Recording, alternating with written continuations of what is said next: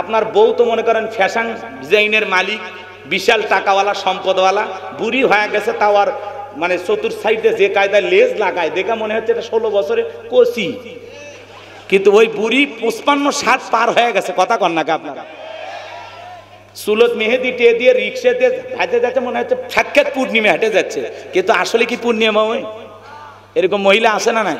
বুড়ি হসে তাও চরিত্র ঠিক হয়নি, বুড়ি হসে তাও নিজেকে পর্দায় ঢুকাতে চায় না, এরকম মডার্ন ডিজিটাল বুড়ি আসে না? না, বুড়ি হসে বুড়ি, তাও সপ্তাহে সপ্তাহে বিউটি পার্লার আমরা খালি ঘুষিচ্ছে।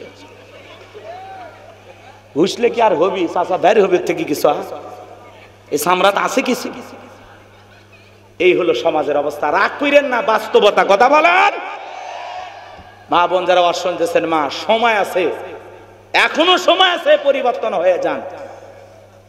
ফাতেমা হওয়ার চেষ্টা করেন, আয়েশা হওয়ার চেষ্টা করেন, পর্দায় থাকার চেষ্টা করেন, নিজের সতীত্বের হেফাজত করেন। কথা বলেন ঠিক কিনা? এই পোলাপানে একটা মেয়ের কণ্ঠ পাইলে আমরা পাগল হয়ে যাই। ওই পার থেকে যদি মিস কল দেয়, এই ছেলে যদি খালি বুঝতে পারে ওটা মেয়ে, 17টা সিম কার্ড পরিবর্তন করে হলে ওই মেয়ে কল দেয়। মেয়ে তখন বলে, ভাইয়া ভুল হয়ে গেছে, আমি কাউকে কল দিতে গিয়ে আপনার কাছে কল চলে গেছে। কই নিভানো আগুন কেন জ্বালাইলি, এখন ভালোবাসা দিবি কিনা বল। কথা কন নাকি আপনারা? একটা রং নাম্বারে মিস কল আসলে যুবক নারীর কণ্ঠ পেলে পাগল হয়ে যায়। আজকে বর্তমান সমাজে আমাদেরকে ধ্বংস করার যে মূল অস্ত্র নাম হলো মোবাইল। নাম কি বলেন? এ আমাদের সময়ও খাইছে, পোলাপানের জীবন নষ্ট করছে। কথা বলেন না কেন?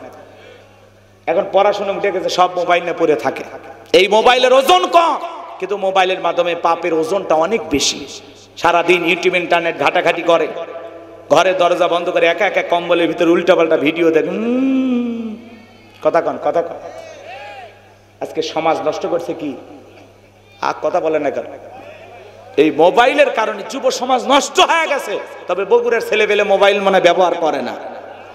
তাহলে আমাদের মোবাইল কি খাইছে? সময় খাইছে, আমাদের পড়াশোনা খাইছে, আমাদের জীবনের সব মূল্যবান সময় আমরা নষ্ট করতেছি মোবাইলের পিছনে। কথা বলে ঠিক কিনা? দেশে মোবাইল আইছে, চিঠি বন্ধ হইয়াছে, দিওয়ানা বানাইছে, পোলা মাইয়ার মনের কথা ভাসে বাতাসে। ও দেখো পোলা পানের মন বাদা ফেসবুকে এখন, মোবাইলে চ্যাটিং কইরা কাটায় সারাক্ষণ।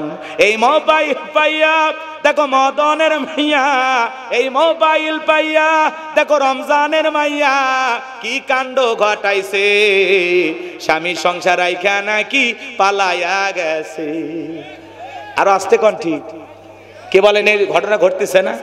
2 বাচ্চার মা, 4 বাচ্চার মা পরকীয়া প্রেম করে আরেকটা ছেলের হাত ধরে পালিয়ে যায়। কথা বলে ঠিক কি না?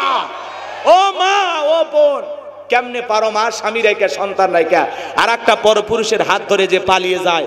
এ নারী, নারী জাতির কলঙ্ক। কথা বলেন ঠিক কি না? হাজারো পরিবার নিঃস্ব হয়ে যাচ্ছে এই পরকীয়ার অভিশাপে। কথা বলে ঠিক কি না? আরেকটা নেশা যোগ হয়েছে, সেটার নাম কি? টিকটক। পিচি পিচি পোলাপান টিকটক আছে না নাই? এই টিকটকার আছে না নাই? নাই নাই। মহিলা মানুষ নুডলস রান্না করতেছে, ভালো কথা, রান্না কর, সেখানে ভিডিও। হ্যালো বন্ধুরা, দেখেন কিভাবে নুডলস রান্না করতে হয়। প্রথমে সয়াবিনের তেলের পরে তেজপাতা, তারপরে আমার কালোতে একটা থাপ্পড়। এরকম অভদ্র মহিলা আছে না? ও দেশে টিকটক আসিয়া সব গেল ভাসিয়া, সিদ্দিক সোরা নায়ক হইছে আইডি খুলিয়া, হিরো আলম নায়ক হইছে আইডি খুলিয়া। বগুড়ের হিরো ঢাকা দুধ দিয়ে গোসল করে বোক তালাক দিছে। আজকে আবার বগুড়াতে সে মাও বলে দুধ দিয়ে গোসল করে দিল। বলতেছে ঢাকায় তো আমি দুধ দিয়ে গোসল করে রিয়ামণিক তালাক দিছি, আজকে আবার মা বলতেছে বাবা আরেকবার দুধ দিয়ে গোসল কর, আর অতীতে যা করেছিস সব ভুলে আবার পবিত্র হ। আচ্ছা, দুধ দিয়ে গোসল করার মধ্যে আছেটা কি? আমি কিছু বুঝি না। মাঝে মাঝে অনেক নেতা দল ত্যাগ করে দুধ দিয়ে গোসল করে করছে, আমি আবার জাতীয় পার্টি হয়ে গেলাম, এরকম বলতেছে না? আবার দেখবেন যুবক বউ পালিয়ে গেছে, বউ কি হয়েছে? পালিয়ে গেছে, এ আনন্দে দুধ দিয়ে গোসল করে করছে, যাক ডাইনিটা বিদায় নিছে, রাক্ষসী নাই, আমি খুশি। কথা মানে কেন? এরকম আছে না? মাঝে মাঝেই মানুষ দুধ দিয়ে গোসল করে ভাইরাল হয়ে যাচ্ছে। আপনারা করবেন নাকি? মাঝে মাঝে রাগ করতেছেন মনে হয়। তাহলে টিকটক আমাদের সমাজকে নষ্ট করছে, কথা বলেন ঠিক কিনা? ওদেশে টিকটক আসিয়া সব গেল বাসিয়া, সিদ্দিক সোরা নায়ক হইছে আইডি খুলিয়া, হিরো আলম নায়ক হইছে আইডি খুলিয়া। এই মোবাইলে হাই কি জাদু আছে ভাই, পোলাপান বুঝাছে, পড়ালেখা তুইলা রাখছে সপ্তম আকাশে। এখন আর পড়াশোনার টেবিলে মন বসে না, মন খালি ফেসবুকে থাকে, কথা কয়। এরকম বগুড়ার পোলাপান নাই? বাজান গো আমার, যেহেতু দয়া মায়ার প্রধানমন্ত্রী বিদায় নিয়ে গেছে, আর অটো পাস হওয়ার কোনো চান্স নাই। শিক্ষামন্ত্রী দীপুমনিও জেলখানায়, আপনাকে অটো পাসটা দেবে কে? অতএব ইউনূস সরকার আছে গেছে, আগামীতে আবার আপনাদের ভোটে নির্বাচিত সরকার আসবে। যে অবস্থা দেখতেছি এখন, পড়লে পাস না পড়লে ফেল। অতএব বাপজানেরা মোবাইল রাইখে আবারও চলে যাও পড়ার টেবিলে। আল্লাহ যুব সমাজকে, তরুণ তরুণীদেরকে হেদায়েত দান করেন, জোরে বলেন আমিন। এই মোবাইল আসক্ত হয়ে পিচ্চি পোলাপান বিয়ে করতেছে, 18 বছর 20 বছর বয়স হয়নি, বাড়িতে এসে আব্বা উত্তর পারে লাকিকে আমি কথা দিয়েছি, রাজি থাকলে 1 চাপুন, না হলে 2 চাপুন। পিতামাতা রাজি হয় না, পালিয়ে যা বিয়ে করে। যে সন্তানেরা অভিভাবক পিতামাতাকে বাদ দিয়ে পালিয়ে বিয়ে করে, এরা দাম্পত্য জীবনে কোনোদিন সুখী হতে পারবে না। মা বাবার মনে কষ্ট দিয়ে বিয়ে করে ভালো থাকতে পারবে না। পিতামাতার দোয়া করবে যেখানে বরকত আছে সেখানে, মুরব্বীদের দোয়া আছে যেখানে বরকত আছে সেখানে। একা একা পালিয়ে বিয়ে করবেন, ভালো থাকতে পারবেন না। এই পোলাপানে সাবধান, মা বাবার পছন্দের মেয়েকে বিবাহ করবে, মনে থাকবে তো ইনশাআল্লাহ। আল্লাহ হেদায়েত দান করুন, এটা জোরে বলেন আমিন। সম্মানিত ভাইয়েরা আমার, বিশ্ব নবীর প্রিয় 2 জন মানুষ মাত্র 3 দিনের ব্যবধানে মারা গেলেন। আম্মা জানা খাদিজাতুল কুবরা রাদিয়াল্লাহু তাআলা আনহা মারা গেলেন, নবীজির চাচা আবু তালেব মারা গেলেন। প্রিয় 2 জন মানুষকে হারিয়ে নবীজি যখন ব্যথিত, এই ব্যথিত হৃদয় নিয়ে নবী চলে গেলেন তায়েফে কালেমার দাওয়াত দিতে। তায়েফের মানুষেরা বিশ্ব নবীর দাওয়াত গ্রহণ না করে নবীজির জান্নাতি শরীর মোবারকে পাথর নিক্ষেপ করলেন। নবীজি জ্ঞান হারিয়ে ফেললেন। যায়েদ বিন হারেসা বলেন, আমি নবীজির দেহ থেকে পাথরগুলো সরাইয়া ফেললাম, নবীজির জ্ঞান ফিরে আসলো। নবী দেখে বলে, যায়েদ আমি একটু নামাজ আদায় করব, ব্যবস্থা করে দাও। হযরতে যায়েদ ডেকে বলেন, নবীজির পা মোবারক থেকে যখন আমি জুতা খুলতে গেলাম, আমি তাকায়া দেখি নবীজির জুতার ভিতরে রক্তগুলো জমাট বেঁধে আছে। আমি অনেক কষ্টে নবীজির পা থেকে জুতা খুললাম। নবীজি নামাজ আদায় করলেন। আসমান থেকে জিবরাইল এসে বলে, নবী, যে তায়েফের মানুষেরা আপনার শরীরে পাথর নিক্ষেপ করেছে, একবার শুধু অর্ডার দেন গো নবী, ওই তায়েফের মানুষকে পাহাড় চাপা দিয়ে পৃথিবীর জমিন থেকে বিদায় করে দেব। আমার নবী ডেকে বলে, জিবরাইল, তায়েফের মানুষেরা আমাকে না চিনে পাথর মেরেছে, আজকে যদি তাদেরকে পাহাড় চাপা দিয়ে বিদায় করে দাও, আমি নবী কার কাছে কালেমার দাওয়াত দেব? আমি তায়েফের মানুষদেরকে মাফ করে দিয়েছি, তুমি আমার আল্লাহর কাছে জানায়া দাও, আমার আল্লাহ যেন তায়েফের মানুষদেরকে মাফ করে দেয়। নবীর দয়া কত, মায়া কত, কেমন দয়ার নবী পাইছি, কেমন মায়ের নবী পাইছি।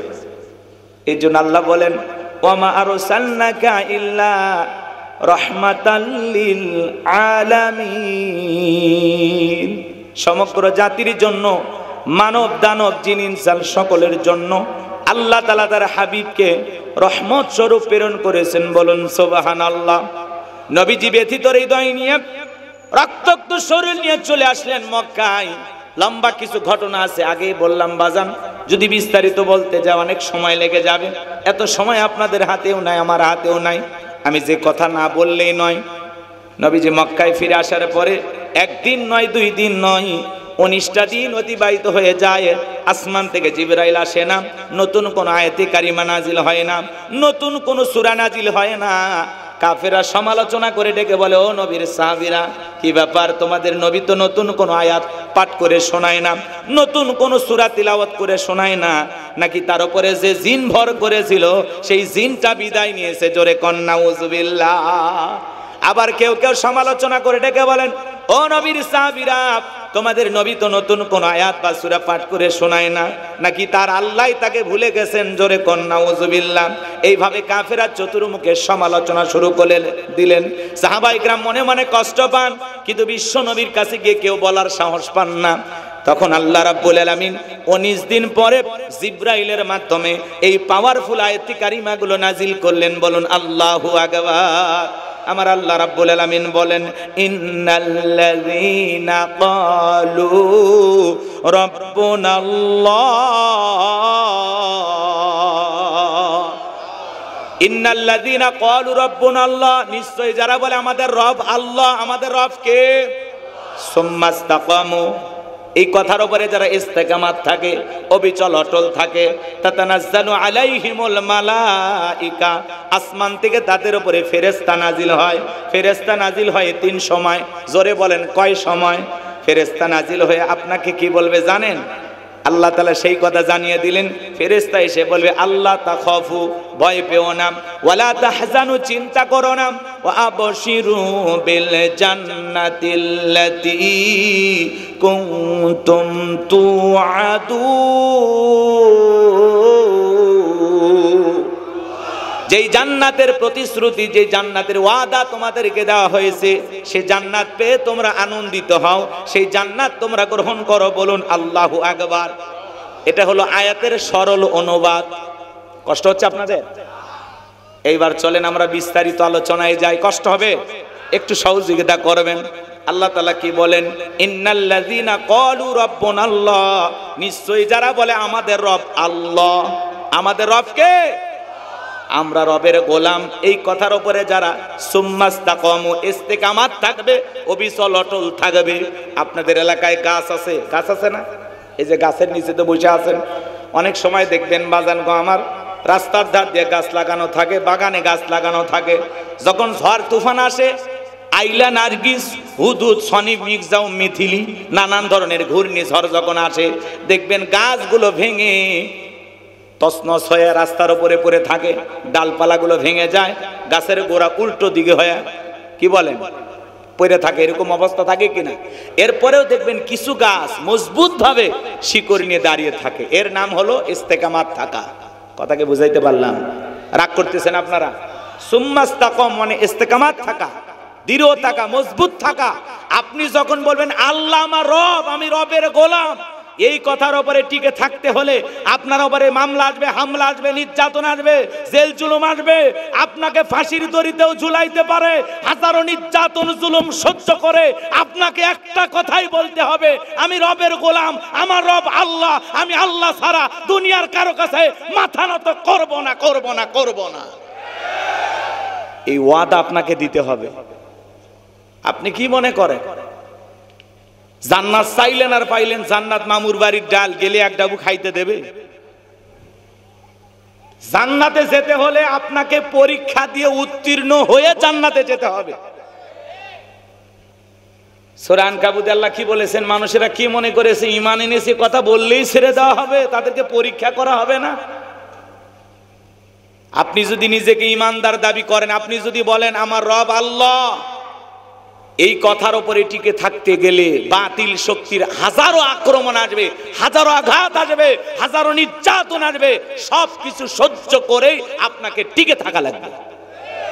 এর আগে দেখেন না ইসলামপন্থীদের ঘর ছাড়া বাড়ি ছাড়া করেছিল, ইমাম মুয়াজ্জিম শান্তিতে ঘুমাইতে পারে নাই, দাড়ি টুপিওয়ালাদেরকে টার্গেট করে করে জঙ্গির তকমা লাগাইয়া মিথ্যা মামলা হামলা দিয়ে জেলখানায় বন্দী করেছিল। কথা বলে ডেকেরা দেখেন নাই?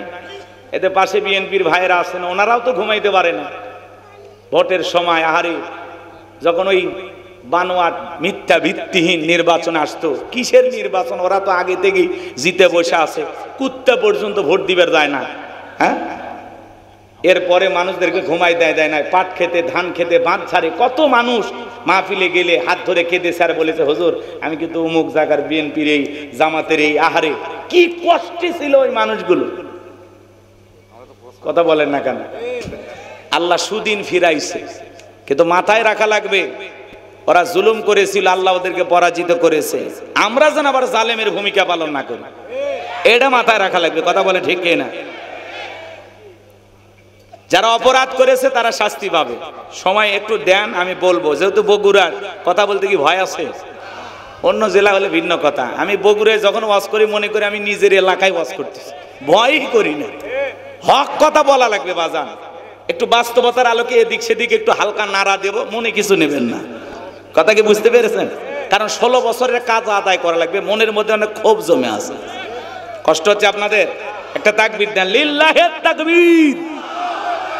তাহলে আল্লাহর পথে চলতে হলে, রবের পথে চলতে হলে আপনার উপরে নানান ধরনের বাধা আসবে। হতাশাগ্রস্ত হওয়া, ভেঙে পড়া। এই পৃথিবীর জমিনে অনেক নবী রাসূলকে অনেকভাবে পরীক্ষা দেওয়া লাগছে। এই পৃথিবীর অনেক উম্মতকে ওই জালেমেরা, বেঈমানেরা শুধুমাত্র আল্লাহ রাব্বুল আলামিনের গোলামি করার অপরাধে, আল্লাহকে রব বলে স্বীকার করার কারণে করাত দিয়ে চিরে দুখণ্ডিত করেছে, লোহার চিরুনি দিয়ে দেহ থেকে গোশতগুলো আশ্রয় আশ্রয় নিয়েছে। এত কষ্ট, নির্যাতন, জুলুম তাদের উপরে করা হয়েছে। এরপরে তারা ইসলাম থেকে 1 ইঞ্চি সরে যায় না। কথা বলে ঠিক কি না? আমরাও সরে যাব না ইনশাআল্লাহ। সম্মানিত ভাইয়েরা আমার, দিল দিয়ে কথাগুলো বোঝার চেষ্টা করবেন। আল্লাহ রাব্বুল আলামিন বলেন, ইন্নাল্লাযীনা ক্বালু রাব্বুনাল্লাহ, নিশ্চয়ই যারা বলে আমাদের রব আল্লাহ। আমাদের রব কে? ও বগুড়া উপশহরের মুসলমান ভাইয়েরা, ডান হাতটা তুলে শাহাদাত আঙ্গুলে দ্বারা ইশারা করে চিৎকার মেরে ডেকে বলেন তো আমাদের রব কে?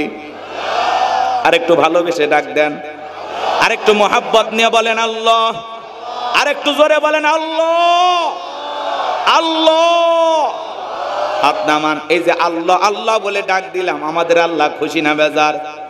দুনিয়াতে যদি বাবাকে ডাক দেন বাবা বাবা বাবা, বাবা রাগান্বিত হয়ে বলে তো বাবা বাবা করিস কেন, তোর কি মরণের বিগের উঠছে? যদি মাকে ডাক দেন মা, ও মা মা মা মা, মাও রাগান্বিত হয়ে বলে তো মেয়ে মেয়ে করিস কেন? বিয়ে দিলে 2 বাচ্চার বাবা হয়ে যাবি, তাও মেয়ে মেয়ে ছাড়লি না। যদি ভাইকে ডাক দেন লেটন ভাই, শাহাদত ভাই, রুবেল ভাই, মুকুল ভাই, তখন বলে অত ভাই ভাই করিস কেন, তুলে আসার মারবো। কথা কন নাকি আপনারা? এলে কিন্তু উদাহরণ দিচ্ছি, আবার রাগ করেন না আপনারা কেউ। ভাইকে ভাই বলে ডাকলে ভাই রাগান্বিত হয়, মাকে মা অতিরিক্ত মা মা বলে ডাক দিলে মাও রাগান্বিত হয়, বাবাকে অতিরিক্ত বাবা বাবা বলে ডাকলে বাবাও রাগান্বিত হয়। কিন্তু এমন এক স্রষ্টা, এমন এক সৃষ্টিকর্তা, এমন এক আল্লাহ পেয়েছি, কোটি কোটি বার ডাক দিলেও বিরক্ত হন না যিনি, তিনি কে? যত ডাকবেন বেশি তত আল্লাহর প্রিয় হতে পারবেন, যত বেশি ডাকবেন আল্লাহ তত আপনার উপরে খুশি হবে। কথা কি বোঝা যায়? তাহলে বলেন আমাদের রব কে? এরপরে যারা জবান বন্ধ করছে ওরা কপাল পোড়া ছাড়া কিছুই নয়। আল্লাহ রাব্বুল আলামিন বলেন, ইন্নাল্লাযীনা ক্বালু রাব্বুনাল্লাহ, নিশ্চয়ই যারা বলে আমাদের রব আল্লাহ। আমাদের রব কে? রূহের জগতে আল্লাহ রাব্বুল আলামিন আপনাকে আমাকে প্রশ্ন করেছিলেন, আলাস্তু বিরব্বিকুম, আমি কি তোমাদের রব নই? আমরা সেদিন সবাই জবাব দিয়ে বলেছিলাম ক্বালু বালা, অবশ্যই আপনি আমাদের রব। এই পৃথিবীর জমিন আসার পরে আল্লাহ রাব্বুল আলামিন সর্বপ্রথম যে ওহী নাজিল করলেন, ইকরা বিসমি রাব্বিকাল্লাযী খলাক, পড়ো তোমার রবের নামে যিনি তোমাদেরকে সৃষ্টি করেছেন। এই আয়াতের ভিতরে রব শব্দ আছে না নাই? রবের জ্ঞান শিক্ষা দেওয়া হয় কোথায়? স্কুল, কলেজ নাকি মাদ্রাসায়? জোরে বলেন কোন জায়গায়? মাদ্রাসায় দেখেন না বাচ্চারা বসে বসে পেশাব করে না দাঁড়ায়া? হ্যাঁ? আর কত ছেলে কলেজ ইউনিভার্সিটিতে পড়াশোনা করে, পালসার গাড়ি নিয়ে ঘোরাফেরা করে, রাস্তার মধ্যে পেশাব লাগলে ব্রেক করে, সেন্টার টান দিয়ে কুকুরের মতো দাঁড়িয়ে থেকে পেশাব করে, বসেও না। কথা বলেন আছে না নাই? আর মাদ্রাসার 7-8 বছরের বাচ্চাগুলো কি সুন্দর বৈশা পেশাব করে, ঢেলেগুলো ব্যবহার করে, পেশাব করে, পানি নাই, টিস্যু নাই, কি নম্র ভদ্র। বাড়িতে যায় মাকে সালাম দেয়, বাবাকে সালাম দেয়, আত্মীয় স্বজন দেখলে সালাম দেয়, ব্যবহার দেখে কলিজাটা ঠান্ডা হয়ে যায়। কথা বলেন ঠিক কিনা? আর কত ছেলে স্কুল কলেজে পড়াশোনা করে, আরে বাড়িতে যা মা বাবাকে সালাম দেওয়া তো দূরের কথা, মাঝে মাঝে শোনা যায় বিশ্ববিদ্যালয়গুলোতে শিক্ষককে ধরে ছাত্ররা পিটাইতেছে। কথা বলেন ঠিক কিনা? আর মাদ্রাসার দিকে তাকায় দেখেন, মারা তো দূরের কথা, ওস্তাদের পায়ে ওজুর পানি ঢেলে দেয়, কথা বলেন ঠিক কিনা? এজন্য সন্তানকে মানুষের মতো মানুষ বানাইতে হলে মাদ্রাসায় পড়ানো ছাড়া বিকল্প কোনো রাস্তা খোলা নাই, কথা বলেন ঠিক কিনা? আমাদের সন্তানদেরকে দিন শিখাইতে হবে। আগে মাদ্রাসায় পড়ান, কোরআন হাদিসের জ্ঞান দিয়ে অন্তরটা আলোকিত করে দেন, একটা পরিষ্কার মানুষ বানায়া দেন, এরপরে ডাক্তার বানান, ইঞ্জিনিয়ার বানান, যা খুশি বানান, ডাক্তার বানান, ইঞ্জিনিয়ার বানান, নেতা বানান, যা খুশি বানান, কোন সমস্যা নাই। ও যে জায়গায় যাবে ভালো কাজ করবে। কথা কি বুঝাইতে পারলাম না? রাগ করতেছেন আপনারা আমার ভাইয়েরা? তাহলে ছোটবেলায় সন্তানদেরকে মাদ্রাসায় পড়াবো ইনশা।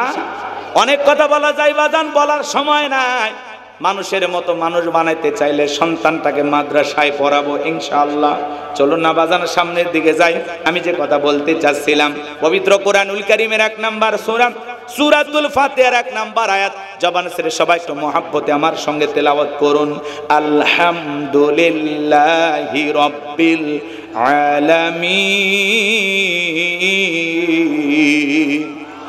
সমস্ত প্রশংসা, যাবতীয় প্রশংসার মালিক তিনি, সৃষ্টিকুলের রব, আমাদের প্রতিপালক, আমাদের আল্লাহ যিনি।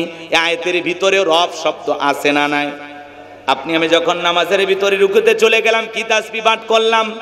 সুবহান রাব্বিয়াল আযীম, সুবহান রাব্বিয়াল আযীম। রব শব্দ আছে না নাই? রুকু হতে দাঁড়ানোর সময় কি বললাম?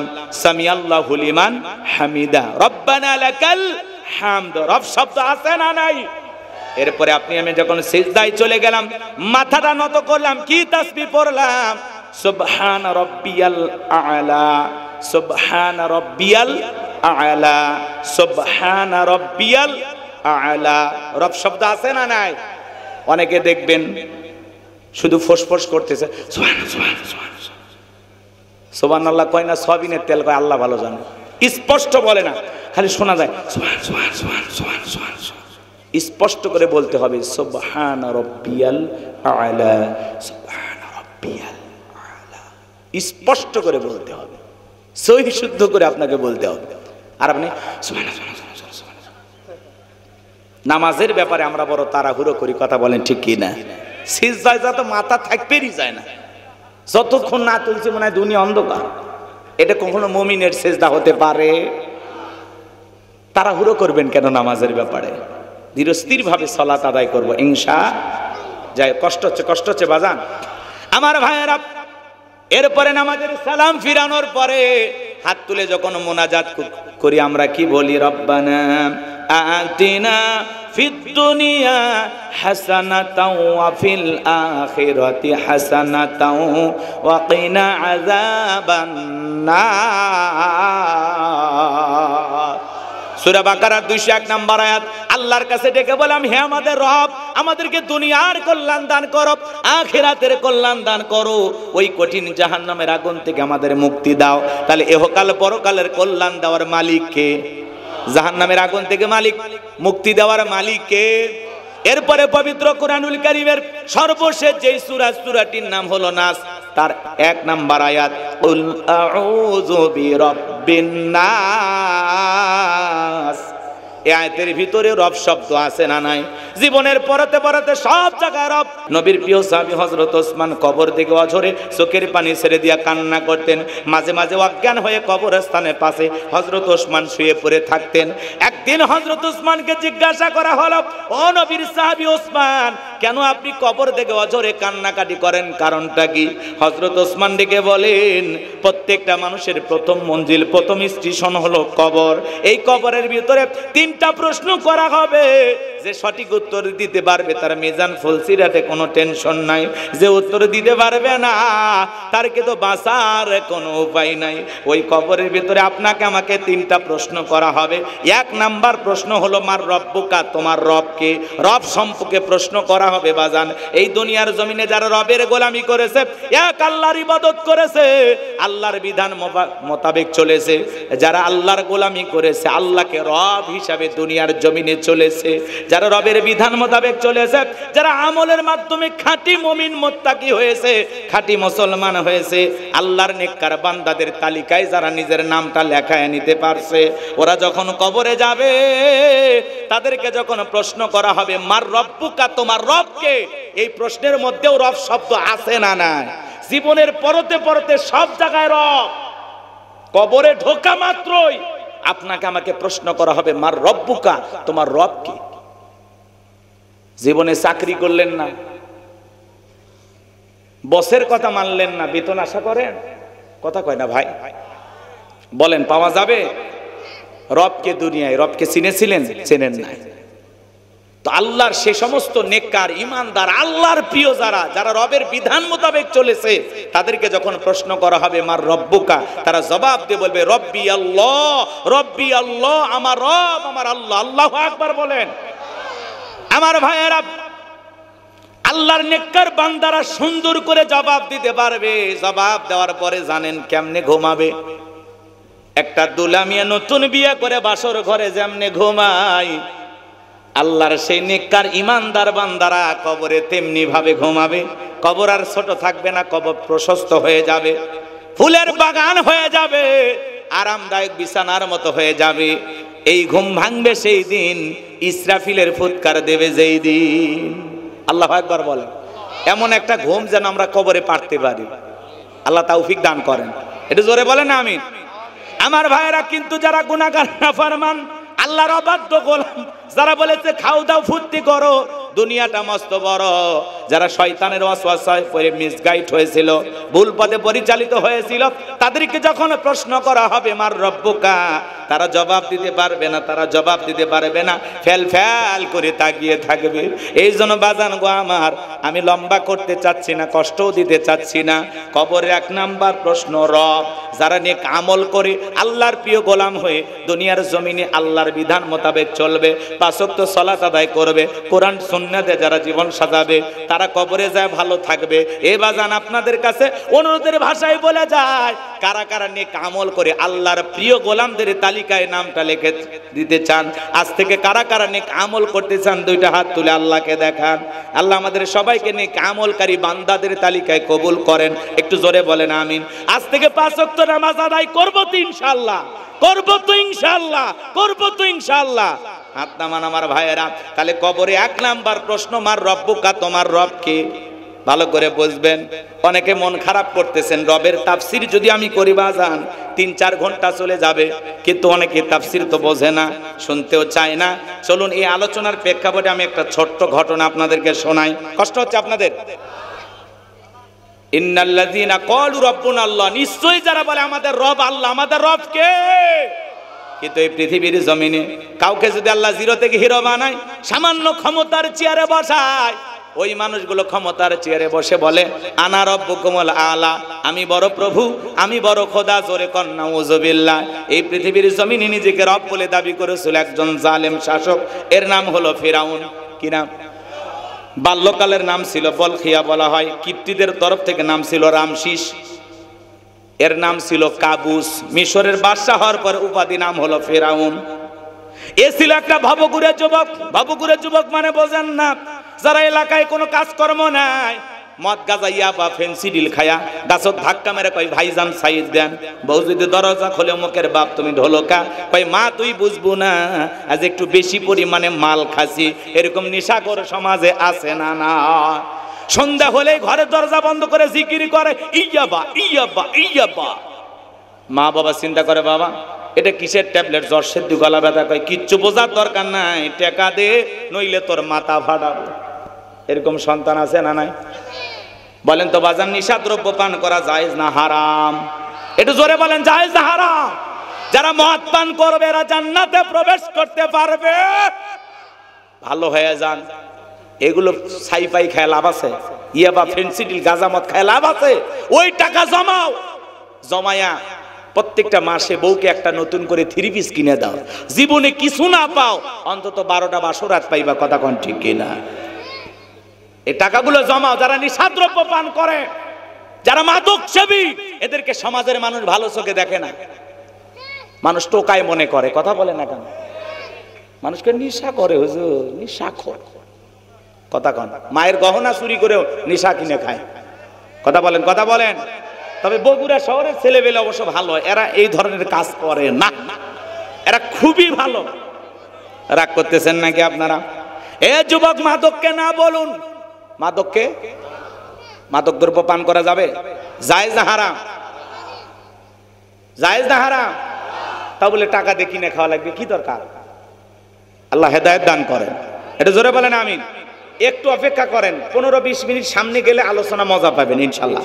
যুবক যারা আছো নিরাশ হয় না, তোমরাও যুবক আমিও যুবক, তোমাদের মনের দুঃখটাকে আমি বুঝি। একটু অপেক্ষা করো, তোমাদের জন্য স্পেশাল কিছু আলোচনা মাথার মেমোরিতে সেভ করা আছে, সময় মতো ডাউনলোড দিয়ে শোনায় দিই। মা বোন যারা আছেন মা, একটু অপেক্ষা করেন, আপনাদের জন্য কিছু স্পেশাল আলোচনা হবে ইনশাআল্লাহ। একটু অপেক্ষা করেন। সম্মানিত ভাইয়েরা আমার, এ ছিল ভবঘুরে যুবক, এলাকায় কোনো কাজকর্ম পাইল না। বাল্যকালের বন্ধু হামানকে নিয়ে মিশরে চলে গেল। মিশরে যাওয়ার পরে সর্বপ্রথম হলো তরমুজের ক্ষেতের লেবার। কিছুদিন লেবারি করার পরে চিন্তা করে এইভাবে দিনকাল আর কতদিন যাবে। একটা ঘোষণা পাইলো মিশরের সরকারি গোরস্থানে দারোয়ান লাগবে। হাজার হাজার মানুষ ইন্টারভিউ দেওয়ার জন্য লাইনের মধ্যে দাঁড়ায় গেছে। ওই কাবুস নামের ফিরাউনও লাইনে দাঁড়ায় গেছে।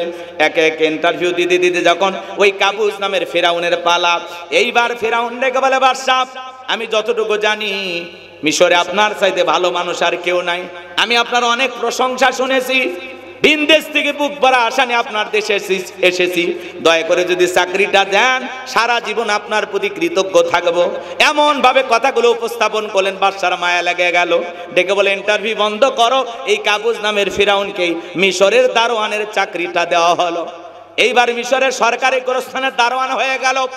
চিন্তা করে বাদশাহ প্রতি মাসে বেতন দিবে, ঠিক আছে, এই বেতন দিয়ে চলবে না, আমার সাইড ইনকাম করা দরকার। এইবার যারা গোরস্থানে লাশ দাফন করতে আসে ওদেরকে ডেকে বলে, একটা করে দিরহাম আমাকে দেওয়া লাগবে, না হলে আমি লাশ দাফন করতে দেব না। জনগণ টেনশনে পড়ে গেল। একটা দিরহামের জন্য বাদশার দরবারে বিচারে সালিশ নিয়ে যাব, লাশ পয়সা গুলে শেষ হয়ে যাবে। অতএব একটা টাকা যদি পায় এই গোরস্থানের ছেলেটাই পাক। এই কথা ভেবে জনগণ একটা করে দিরহাম দেওয়া শুরু করলো। ও বগুড়াবাসী বলেন তো বাজান, এইটার নাম কি? আরো আসতে কোন শুনতে পারে ফেরাউন। আপনি কি মনে বেঁচে আছেন এখনো? তো বলতে ভয় পাচ্ছেন কেন? এটার নাম কি? আমাদের দেশে কিন্তু ঘুষ না আছে, আছে, এই দেশেও ঘুষ আছে। শোনো এই দেশটার গল্প করি, দেশটা মনে হয় স্বপ্নপুরী। সুদখোর, ঘুষখোর, মদখোর, জুয়াখোর, হে তাই আছে ভুরি ভুরি, হে তাই আছে ভুরি ভুরি। এ দেশে অসৎ কামাই কেউ করে না, তবে ঘুষের টাকা পেলে কেউ তো ছাড়ে না। টেবিলের নিচ দিয়ে হাত বাড়িয়ে কালো টাকাটা নেই সারিয়ে, টেবিলের নিচ দিয়ে হাত বাড়িয়ে কালো টাকাটা নেই সারিয়ে। করছে ওরা বড় দেশের চুরি, করছে ওরা বড় দেশের চুরি। শোনো এই দেশটার গল্প করি। একটা ছেলের চাকরির জন্য 10 লাখ, 15 লাখ, 20 লাখ টাকা ঘুষ দেওয়া লাগে ওপরালা। ওপরালা বলতে কি ফেরেশতা এসে নিয়ে যা? এদেশের চেয়ার টেবিল পর্যন্ত ঘুষ খায়। কথা বলে ঘুষ নিবে যা, তখন এরকম হাতায় কিছু খুঁজে পায় না, এক প্যাকেট সিগারেট পেলে যা এটাই চলি। সিগারেট পর্যন্ত ঘুষ খায়। এই বলেন আছে না ভাই? তবে সেটাই কোন বগুড়ার মানুষ এগুলোর সাথে জড়িত নাই। আমি অন্য জেলার কথা বলতেছি। আর এগুলো ভারতে হয়, এদেশে হয়ই না। রাগ করতেছেন মনে হয় আমার ভাইয়েরা, মন খারাপ করবেন না বাজান। সামনের দিকে যে আমি যে কথা বলতে চাচ্ছিলাম, এইবার একটা করে দিরহাম জনগণ দেওয়া শুরু করলো। আমাদের এদিক খেয়াল করেন, এদিক খেয়াল করেন। আল্লাহ সে সময় একটা মহামারী দিয়েছিল, যেই মহামারীর নাম হলো ডায়রিয়া, কলেরা। আমাদেরকে আল্লাহ 2020 সালে একটা মহামারী দিয়েছিল, নাম কি? ধরো না, ছুঁয়ো না, নাম হলো করোনা। এই করোনা মহামারীতে কত মানুষ মারা গেছে বাজান। বাবা মারা গেছে, ছেলে বাবার লাশটাও দেখতে যায় নাই। বাবার সম্পত্তি ভালো লাগে, বাবার লাশ ভালো লাগে না। এমনও কপাল পোড়া সন্তান আছে, বাবা করোনা রোগে আক্রান্ত হয়ে গেছে, মারা গেছে, এক মুঠো মাটি কবরে দেয়নি। মায়ের করোনা হয়েছে, অসুস্থ মা ফেলা আসছে জঙ্গলে।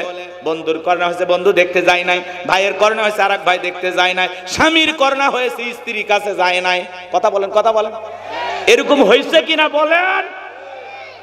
একজন স্বামী আক্রান্ত, বিবি একটা প্লেটের মধ্যে কিছু ঔষধ, কিছু খাবার দিয়া, বাঁশের একটা লম্বা লাঠি দিয়া স্বামীর ঘরের ভিতরে আস্তে করে ঠেলা দিয়া খাবারটা ঢুকাইয়া দিয়েছে।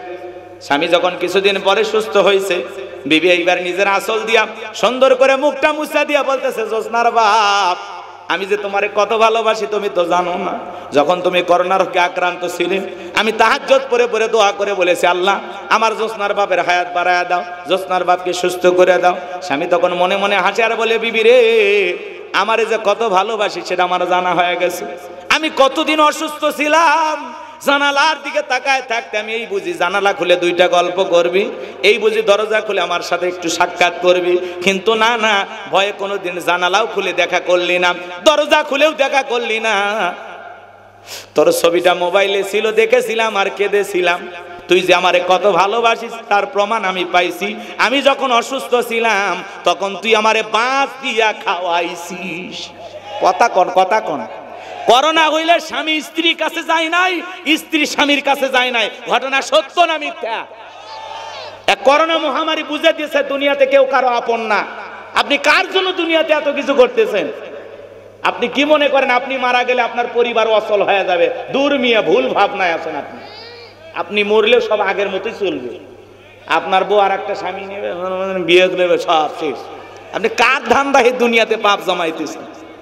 আমরা মনে করতেছি আমি পরিবারের সবচেয়ে ভিআইপি লোক, আমি সারা মনে হয় পরিবার অন্ধকার। ভুল ধান্দা, আপনি ভুল ভাবনায় আছেন।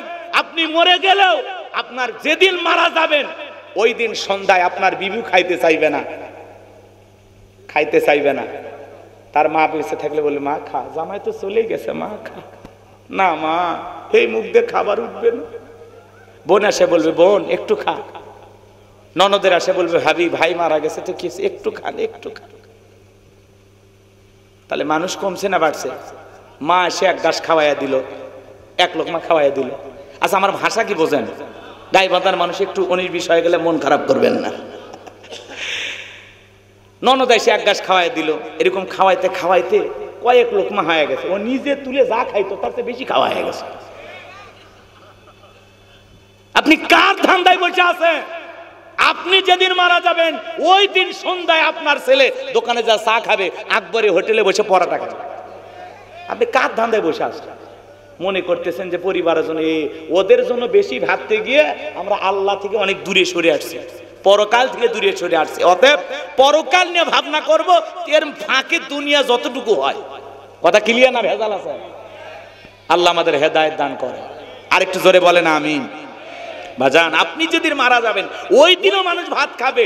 আপনি যেদিন মারা যাবেন ওই দিন আপনার লাশটা কবরে রাখতে দেরি, আপনার বাড়িতে রান্নার পাতিলে রান্না হতে দেরি হবে না। কথা বলে ঠিক কিনা?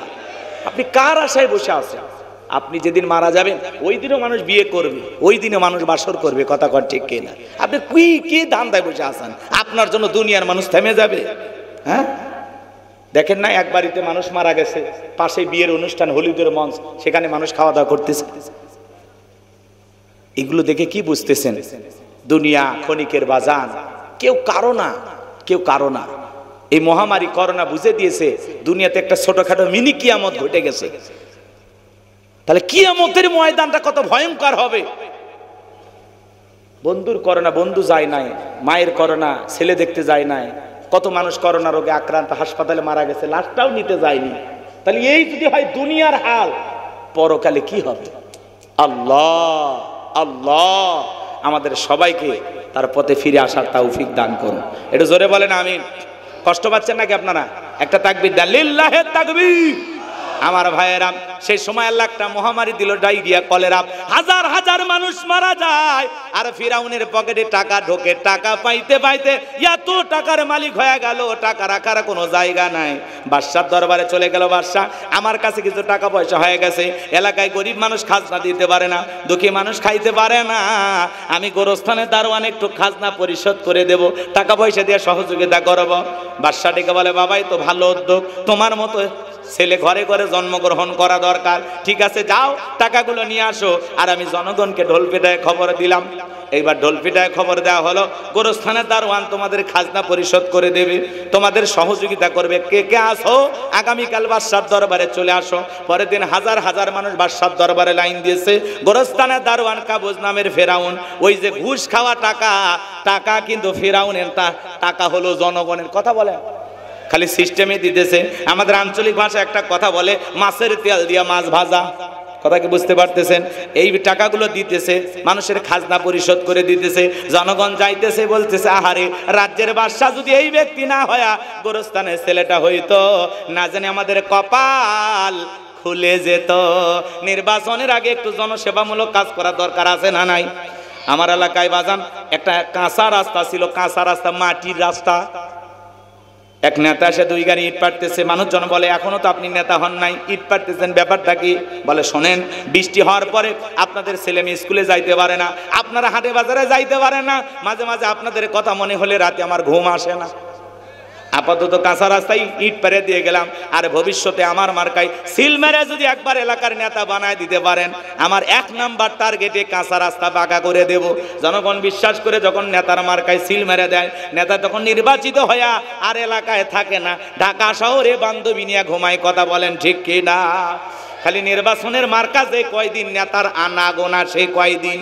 আর আমরাও কম খারাপ না, 1.5 টাকার বিড়ি আর 3 টাকার চা খায় কি স্লোগান। বল্টু ভাইয়ের চরিত্র ফুলের মতো পবিত্র, নামাজ পড়ায় কক্ত, গাঁজা খায় 5 ওয়াক্ত, গুমচুরিতে পাকা পোক্ত, শয়তানের 1 নাম্বার ভক্ত, হুজুরদের জন্য খুবই শক্ত, চুষে খাই গরিবের রক্ত। পোস্টারে লেখা আছে গরিবের বন্ধু, ভোট দিয়ে দেখেন গরিবের কয় নাম্বার শত্রু। রাগ করেন আপনারা? এরকম সমাজে আছে না নাই? নির্বাচনের মার্কা যখন বের হয়, এলাকা দেখবেন অলিতে গলিতে খালি নেতা ঘুরতেছে। মানুষ মরে গেলে জানা যায় হাজি, জুমার নামাজে জুমার দিনে হাজি। কথা কন না কেন? এমনও সময় দেখা যাচ্ছে রাস্তাঘাটে গরিব মানুষ হয়তো বা চাটা খাচ্ছে, ওখানে বসে চা খাচ্ছে, মানে এমন ভাবসাব। রাস্তার এক ভিক্ষুক মহিলা হাতত 500 টাকা দিয়ে বলতেছে আপনার চেহারার মাঝে আমি আমার মাকে খুঁজে পাই। কি অভিনয়! নেতা তো না, অভিনেতা। কথা বলেন। আমরা জনগণ বারবার ধোঁকা খায় বিশ্বাস করি, আর বাসটা আমরাই খাই। আমাদের ভাগ্যের কোনো উন্নতি হয় না, যত উন্নতি নেতা করে। কথা কন, সব নেতা করে উন্নতি। ওই জন্য শিল্পী আইনুদ্দিন আল আজাদ মারা গেছে, একটা গান গাইছিল, আমি কি 1 লাইন গাইবো? রাগ করবেন না তো? গরম ভাতে বিলাই বেজার, উচিত কথায় মা ওই বেজার, কইতে গেলে কি 30,000 মনে লাগে ভয়, আমরা গরিব হামা গরক দেখার মানুষ কেউ না। কথা বলে না কেন? আমরা গরিব হামা গরক দেখার মানুষ কেউ না। আরে ক্ষমতাতে যেতে পারলে জীবনে একবার, গাড়ি বাড়ি হতে রে ভাই দেরি হয় না তার, তাই তো মন চাই সব বেশিয়া ভোটেতে দাঁড়ায়, আমরা গরিব হামা গরক দেখার জন্য কেউ নাই। কথা কন না কেন? আরে ভোটের আগে চান্দু চাচা কইলো হামাগে রে, এমপি যদি হতে পারি দেব গোলা ভরে, এমপি হয়ে এখন দেখি চাচার নাগাল কি ডাফায়, আমরা গরিব হামা গরক দেখার মানুষ কেউ নেই। না আপনাদের কোনো চিন্তা ভাবনা, মানে যেভাবে শুনতেছে মনে হলে মরা মানুষের সামনে ওয়াজ হচ্ছে। আচ্ছা থামার পরে তো মানুষ কিছু একটা কয়, খেলা দেখলে মানুষ গোল কয়ে চিল্লে, ছক্কা মেলে ছক্কা কয়ে চিল্লে, হুজুর ওয়াজ করতেছে না কোন ঠিক তাও কবরস্থানে ওয়াজ করতেছে নাকি রে? রাগ করতেছেন আপনারা? যাই হোক বাজান, রাত গভীর হয়ে গেছে, আপনাদের কষ্ট দিতে চাই না, অনেক কথা বলা যায় বাজান, মন খারাপ করবেন না। নির্বাচনের মার্কা যে কয়দিন নেতার আনাগোনা সে কয়দিন, যেভাবে জনগণের পাশাপাশি ওঠা বসা করতো, ভোট নেওয়ার পরে বাকি 5 বছর এইভাবে যদি জনগণের সাথে সম্পর্ক রাখতো, ওই নেতা মৃত্যু পর্যন্ত নেতাই থাকতো। কিন্তু ওই মার্কা যে কয়দিন আনাগোনা সে কয়দিন, ভোট নেওয়ার শেষ, সোনার বাংলাদেশ। আর চেহারা দেখে কি 5 বছর পরে এসে আবার অভিনয় করে, ভাইয়েরা আমার আমাকে ভোট দিয়েছেন, আমি আপনাদের হক আদায় করতে পারিনি, অনেকগুলো কথা প্রতিশ্রুতি দিয়েছিলাম রাখতে পারিনি। আপনারা কি মনে করেন আমি সুখে ছিলাম? আমার 4 বছর ধরে ডায়াবেটিস, আমি ভালো মতো খাইতে পারি না, ঘর থেকে বের হতে পারি না। চিকিৎসক বলেছে নিয়ম না মানলেই আপনি যখন তখন আজরাইলের সাথে দেখা হবে। এই ভয়ে আমি ঘর থেকে বের হইনি। সিঙ্গাপুরে ছিলাম, চিকিৎসা নিলাম। এই গত কয়েকদিন আগে দেশে আসবো, হঠাৎ করে মনে করলো দেশ জনগণের জন্য কিছু করিনি, অন্তত একটা ওমরা হজ করে যায়। এই ভেবে আমি ওমরা হজে গেছিলাম, আমি একটা ওমরা করছি। বিশ্বাস করেন আমি দেশের মানুষের জন্য দোয়া করতে ভুলিনি, মায়ের কথা ভুলে গেছি, বাপের কথা ভুলে গেছি, আমার নির্বাচনী এলাকার মানুষের কথা ভুলিনি। এইবার শুধু দোয়া করছি আপনারা আর একটা বার যদি সুযোগ দেন, এই কথা বলে আবারও, তা আপনার লাভটা কি হলো? কোন এরকম অভিনয় আছে না? না, এটা বাস্তব না বাস্তব? হ্যাঁ, এগুলা ওয়াজ আমরা করি, তাহলে বগুড়াত না সারা দেশে এইভাবেই ওয়াজ করি। আপনারা রাগ করবেন না, দাওয়াত জীবনে দেওয়া লাগবে না, কিন্তু হক কথা বলা লাগবে, জনগণকে জাগ্রত করা লাগবে। কথা বলে ঠিক না? মনে রাখবেন, দোষ শুধু নেতার দিয়ে লাভ নাই, দোষ হলো জনগণের। একটা চা খায় আপনি পাল্টি দেন, নির্বাচনের পাতিলের সে চা বৃষ্টি হওয়ার পরে খেলে পাড়া নিচে যে পানি যায়, ওইটা রং আর চায়ের রং সমান। কথা কথা, সেই চা খায় আপনার কেনা যায়। আপনি মানুষের কাতারে পড়েন নাকি? আপনি মানুষ। রাগ করতেছে? ভালো হয়ে যান, ভালো হয়ে যান। আপনি ভালো, দেশ ভালো। জনগণ এক নাম্বার, দেশের নেতা এক নাম্বার। জনগণ দুই নাম্বার, নেতা হবে বিশ্ববার্তা। এ কথা বল নাকি আপনারা? ভালো আগে আপনার হওয়া লাগবে, জনগণই পারে দেশকে পরিবর্তন করে দিতে। কথা বলেন ঠিক কিনা? এক পাগল তেঁতুল গাছের নিচে হাত তুলে দোয়া করে, বলে আল্লাহ, এ তেঁতুল গাছে রাজশাহীর ফজলি আম দে, রংপুরের হারিভাঙ্গা দে, সাপাহারের আমরুপালি দে, সাপাই নবাবগঞ্জের কাটিমন আম দে। আল্লাহ কয়, পাগল, চোখটা খুলে দেখ কোন গাছের নিচে দোয়া ধরেছিস। তেঁতুল গাছের নিচে দাঁড়াইয়া কিয়ামত পর্যন্ত আম চাইলে যেমন পাওয়া যাবে না, নির্বাচনের আগে 500 টাকা 1000 টাকার বিনিময়ে আমানত ভোট বিক্রি করে উমরের মতো নেতা চাইলে দেশে পাওয়া যাবে না। আপনি যখন বলেন আল্লাহ আমার নেতাকে উমরের মতো বানায় দাও, আল্লাহ তখন বলে উমরের দেশে থাকার মতো জনগণ হতে পেরেছিস, আগে নিজে ঠিক কর। কথা কর। তালুকদার বংশের মতো কলিজা যদি বড় হয়ে থাকে, বাপের বেটা হয়ে থাকলে বলেন তো হুজুর, নির্বাচনকে কেন্দ্র করে একটা চা বিড়ি পান সিগারেট 10 টাকাও নেব না, হাত তুলে বলেন তো দেখি, পারবেন তো ইনশাআল্লাহ?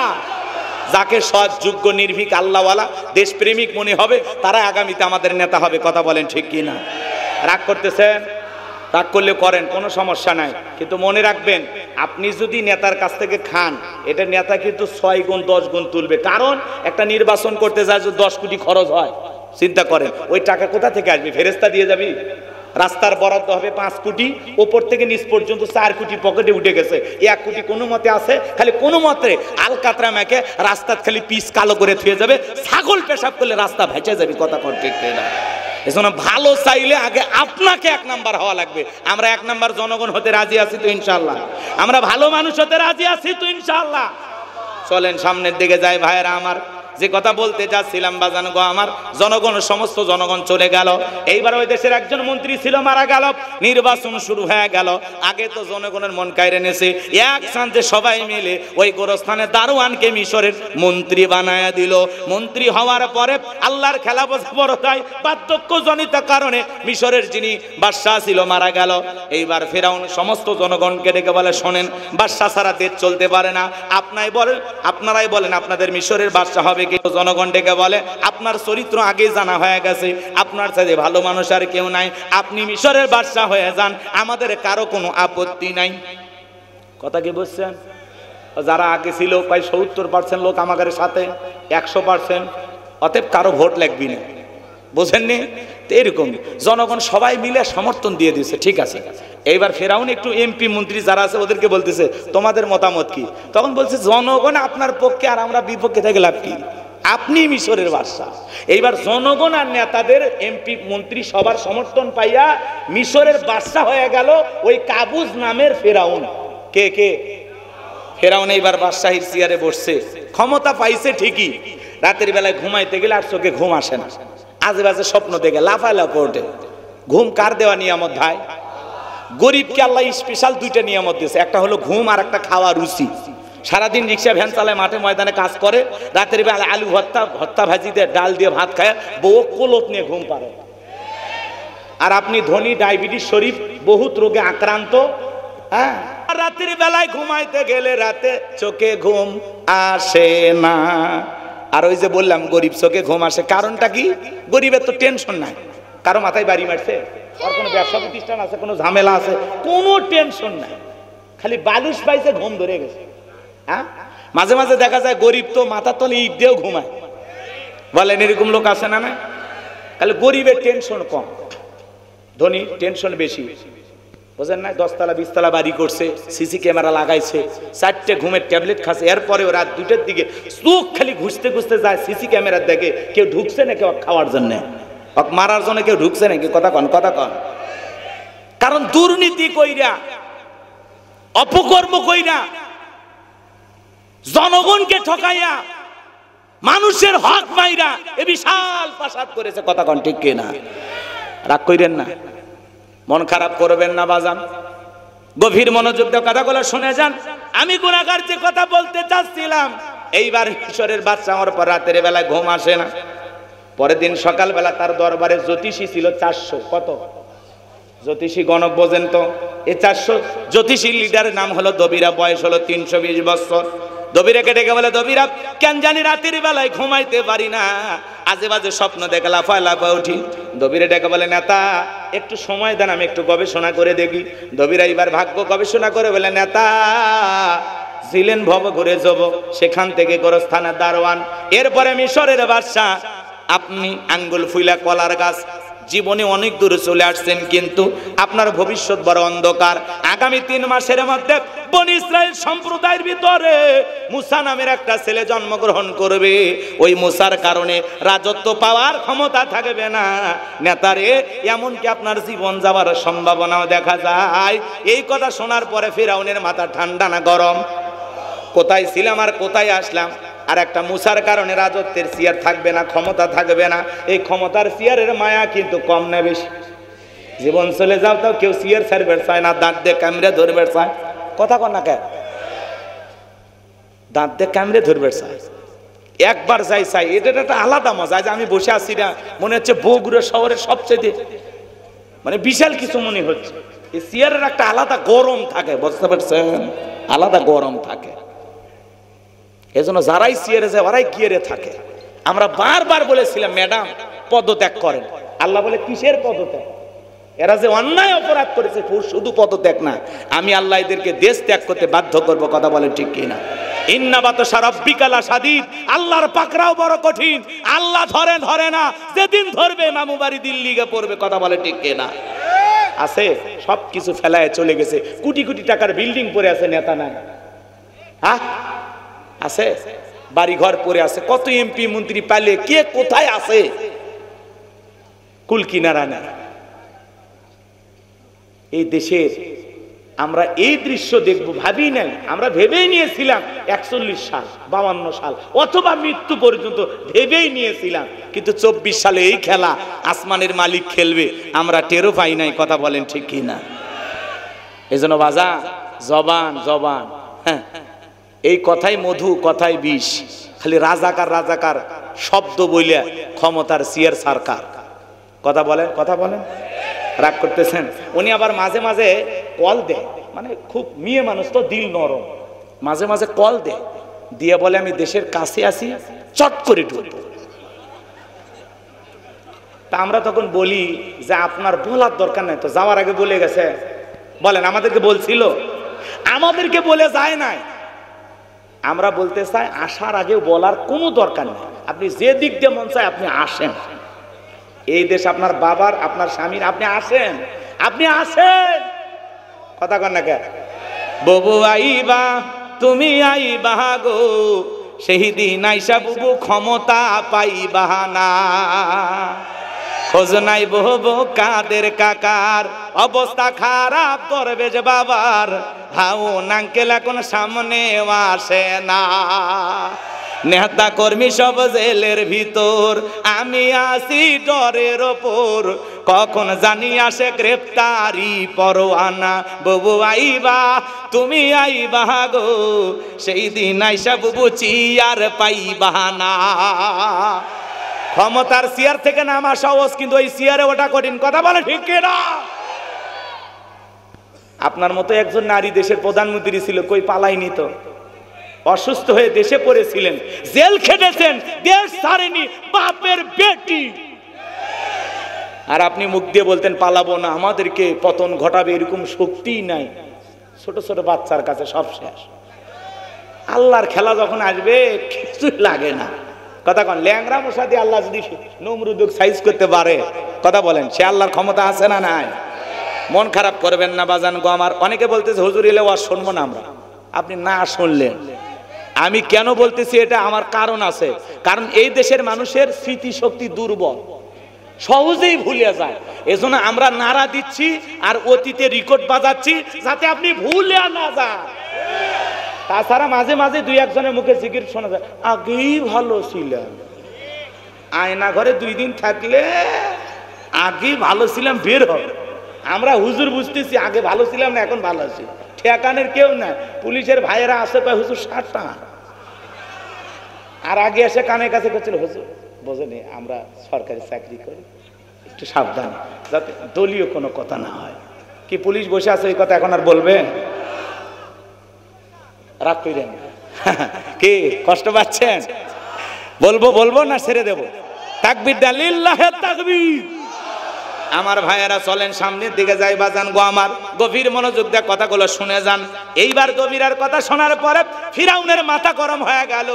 ক্ষমতার চেয়ার কি সহজে ছাড়া যায়? যদি দবিরা বলতো মুসা আসবে খানকা বানায় বসে বসে জিকির করবে, তাহলে মন খারাপ করতো না। আজও সমাজের মধ্যে দেখবেন যারা খানকা বানায় বসে বসে জিকির করে এদেরকে কেউ টার্গেট করে না। যারা কোরআন দিয়ে সমাজ রাষ্ট্র পরিচালনা করতে চায় তাদেরকে টার্গেট করে জেলখানায় ঢোকানো হয়। কোনো দরবারে পীর সাহেবকে ধরা হয় না, কোনো ভণ্ড পীরকে দেখা হয় না। নারী পুরুষ একত্রে ডুগি তবলায় বাজায় জিকির করে। লালন শাহ মাজারে ওপেনে গাঁজা খাইতেছে আর বলে আমরা সিদ্ধি খাইতেছি। ফেন্সিডিল রোপণ করা হয় না, মদ রোপণ করা হয় না, কিন্তু গাঁজা রোপণ করা হয়। আল্লাহ এই গাছটা কেন দিল? তার মানে আল্লাহ যেহেতু গাছ দিছে তাহলে খাওয়াও যায় আছে। কি শয়তানি যুক্তি চিন্তা করছেন চাচা? নারী পুরুষ একত্রে লালনের মাজারে গাঁজা খাচ্ছে। এক পাগলি 3 কলকি খাচ্ছে, খায়া তো বেড়ে ঠিক নাই। ওই করছে আমি এখন বিমানে চড়তেছি। কেরে পাগলি তুই না লালনের মাজার তো বিমানে চললু কখন? তো এই হলো অবস্থা। বলে গাঁজা খালি নাকি চোখে সরিষা ফুল দেখে, আর 20-30 টাকার গাঁজা খায় নাকি বিমানে ওঠা যায়। এক মমইনের হেলিকপ্টারে চললে 5,500 টাকা লেয় হোসনে আরা, আর 20 টাকার গাঁজা খায় ওরা বিমানে ঘুরতেছে। এরকম ভণ্ডামি আছে না? না, গাঁজা মাজার গুলো হচ্ছে গাঁজা খাওয়ার নিরাপদ জায়গা। আমাদের মস্তানে কি বলেন, মাঝে মাঝে ওরদ যে হয় গাঁজা খায় না, চোখের সামনে দিকে আমরা কিছু বলতে পারি। রাস্তায় পুলিশ দাঁড়িয়ে থেকে মনে করে এমন গাঁজার কলকিতে টান মেরে ধোঁয়া ছাড়ছে, রাস্তার প্রশাসনের লোকজনের দাঁড়িয়ে থেকে মনে করে যে ধোঁয়া মনে হয় ওরসে রান্না চলছে। ওনারা বুঝতে পারেন না যে এটা গাঁজার ধোঁয়া নাকি রান্না বান্নার ধোঁয়া। কথা কোন ঠিক কিনা? এই জন্য বাজান এই মাজার গুলোতে যে ভণ্ডামি চলতেছে এগুলোর প্রতিবাদ করার দরকার আছে না নাই? এই দেশে কোনো ভণ্ড পীরের মাজার থাকবে না। কথা বলেন ঠিক কিনা? মাজার করে গাজার ব্যবসা করবেন চলবে না। কথা বলেন ঠিক কিনা? এদেশে নারী পুরুষ একত্রে হয়ে জিকির করবে, এই জিকিরের নামে রং তামাশা এই দেশে চলতে পারে। এই ভণ্ডামি এই দেশে চলতে দেওয়া হবে না। আল্লাহওয়ালা খুব ভালো জিনিস, ওই দিকে আজকে যাব না, অনেক কথা বলার আছে। সামনের দিকে যাই ভাইয়েরা আমার একটা টার্গেট আছে, সেই জায়গায় যেতে হবে। আমি যে কথা বলতে চাচ্ছিলাম, এইবার ফিরাউন হামানকে ডেকে বলে, হামান দবিরা কি বললো শুনলি? আগামী 3 মাসের মধ্যে একটা ছেলের জন্ম হবে, ওর কারণে রাজত্বের চেয়ার থাকবে না, জীবনটাও থাকবে না, এটা তো মেনে নেওয়া যায় না। দবিরা ডেকে বলে, নেতা। হামান ডেকে বলতেছে, নেতা টেনশন নাই। দবিরা কি বলেছে আমি শুনেছি, আপনি রাগ করবেন না। যেহেতু আমরা ক্ষমতার চেয়ারে আছি, মাইট ইজ রাইট, জোর যার মূল্য তার পাওয়ার, রাজত্ব আমাদের হাতে। আমরা যা বলবো মিশরের জনগণ তাই মানতে বাধ্য। বলে কি করতে চাস? হামান ডেকে বলে, নেতা যত ছেলে সন্তান জন্মগ্রহণ করবে সব ছেলেগুলোকে জবাই করে করে বিদায় করে দেব, তাহলে আপনার পথের কাটা মুসার জন্ম হবে না, আপনার টেনশনও হবে না। হামানের মাথায় কোনো চুল ছিল না, সাদে মাল নাই, বাম্পার লোট, পুরো মাথা ছিল ভারতের দমদম এয়ারপোর্ট। এই কথা শোনার পরে ফিরাউন ডেকে বলে, হামান রে আসলে তোর মাথায় বুদ্ধি আছে, তবে শোন ছেলেগুলোকে জবাই করবি, মেয়েগুলোকে জবাই করবি না, কারণ ছেলেদের মধ্যে আমার শত্রু আছে, মেয়েদের মধ্যে কোনো শত্রু নাই। তার মানে চোর হলেও মানুষ ভালো, মোবাইল নিয়ে গেল, সিম কার্ড খুলে দিয়ে গেল। কথা বলেন ঠিক না? এইবার সন্তান জবাই করা শুরু হয়ে গেল। 3 মাস অতিক্রম হওয়ার পরে দবিরাকে ডেকে বলে, দবিরা এইবার ভাগ্য গবেষণা করে দেখ, আমার পথের কাটা মুসা মরলো না বাঁচলো। আমার ভাইরা 3টা বর্ণনা পাওয়া যায়। কেউ বলেছেন 20,000 শিশু শিশুকে জবাই করা হয়েছে। আর একটা বর্ণনায় 24,000, আর একটা বর্ণনায় 80,000-এর কথা বলা হয়েছে। এইবার দবিরে রেখে বলে নেতা, যদিও হাজার হাজার সন্তানকে মায়ের বুক খালি করে জবাই করে বিদায় করে দিয়েছেন, নেতা হাজার হাজার মায়ের বুক খালি করে দিয়েছেন, কিন্তু আপনার পথের কাটা মুসা এখনো মরে নাই, মায়ের কোলে জীবিত আছে, সুস্থ আছে, কিন্তু কোন বাড়িতে আছে, কোথায় আছে, এই খবর আমার পক্ষে বলা সম্ভব নয়। চিৎকার মেরে বলুন আল্লাহু আকবার। ওয়া মাকারু ওয়া মাকারাল্লাহ ওয়াল্লাহু খায়রুল মাকিরিন। খেলা কার? আল্লাহ চাই মুসারে বাঁচাইতে, ফিরাউন চাই মারতে, আর 14 গোষ্ঠী এক জায়গায় মারতে পারবে না। আমার ভাইরা এবার ফিরাউন ডেকে বলে, এলাকায় তল্লাশি চালাও, চিরুন অভিযান চালাও, দেখো যেই ঘরে মুসারে পাইবা ধরবার জবাই করবা। সেনাবাহিনী চতুর্দিকে ছড়িয়ে পড়লো। একদল সেনাবাহিনী মুসা নবীর বাড়ির দিকে রওনা করেছে। মুসা নবীর বড় নাম তার মারিয়াম, ডেকে বলে, মা ওই যে ফিরাউনের সেনাবাহিনী দেখা যায়, মা আর বুঝি ভাইকে বাঁচানো গেল না, ভাইকে কই লুকিয়ে রাখবা? কে যেন এলহামের মাধ্যমে গাইবি আওয়াজ দিয়ে বলে, মুসার মা তোমার চুলার ভিতরে ছেলেটাকে ফেলা দাও, কথা দিলাম গো তোমার ছেলেকে আবার তোমার কোলে ফেরাইয়া দেব। মুসা নবীর মা দেরি করলেন না, সন্তানটাকে চুলার ভিতরে ফেলে দিলেন। এইবার ফেরাউনের সেনাবাহিনী পুরো বাড়ি তল্লাশি চালাইয়া, চিরুন অভিযান চালাইয়া তন্ন তন্ন করে খুঁজে ওরা যখন চলে গেল, মুসা নবীর মা আর বাবা দুইটা চোখের পানি ছেড়ে দিয়ে কাঁদে। মুসা নবীর মা ডেকে বলে, বিবি রে, সন্তানটাকে চুলার ভিতরে ফেলাইয়া দিই। আমার মনে হয় আমার মুসা মনে হয় পুরে কয়লা হয়ে গেছে। ওরা যদি জবাই করতে ছেলে লাশটা বুকে জড়ায় নিয়ে কান্না করতে পারতাম। স্বামীর চোখে কান্না দেখে মুসা নবীর মা দৌড়ে চলে গেলেন চুলার কাছে। তাকায়া দেখেন চুলার ভিতরে পইরা আল্লাহর নবী মুসা মুস্কি মুস্কি হাসতেছেন। বলেন সুবহানাল্লাহ। সন্তানটাকে কোলের মধ্যে নিলেন, আদর যত্ন করলেন, গালে মুখে চুমা খাইলেন। কে যেন আওয়াজ দিয়ে বলে, মুসার মা আর কতদিন জালেমদের ভয় লুকিয়ে রাখবা? সিন্ধুক একটা বানায়া দরিয়ার বুকে ভাসায়া দাও, কথা দিলাম গো তোমার ছেলেকে আবার তোমার কোলে ফেরায়া দিব। মুসা নবীর মা টেনশনে পড়ে গেলেন, সিন্ধুক পাবেন কোথায়? সকালবেলা কে যেন ডেকে বলে, মিস্ত্রি লাগবে মা, আমি একজন মিস্ত্রি। মুসা নবীর মা চিন্তা করে, এরকম মিস্ত্রি বলে তো কেউ ডাক দেয় না, শহরে যেরকম দেখেন না, সবজি লাগবে মা বলে না, দোকানদাররা ডাক দেয়, রাস্তাঘাট দিয়ে যায়, ওইরকম মিস্ত্রি ডাক দিচ্ছে, মা মিস্ত্রি লাগবে। মুসা নবীর মা ডেকে বলে, মিস্ত্রি দিকে আসো, তুমি কি বানাইতে পারো, কিসের মিস্ত্রি তুমি? মিস্ত্রি ডেকে বলে, মা আপনি যদি মনে করেন এমন একটা সিন্ধুক আপনার প্রয়োজন, যেই সিন্ধুকের ভিতরে আপনার সন্তানকে তুলি দরিয়ার বুকে ভাসায়া দিবেন, আপনি চাইলে এরকম সিন্ধুক আমি বানায় দিতে পারি। মুসা নবীর মা ডেকে বলে, মিস্ত্রি তুমি তোমার মনের কথা বলেছ, এইরকম একটা সিন্ধুকই তোমার প্রয়োজন।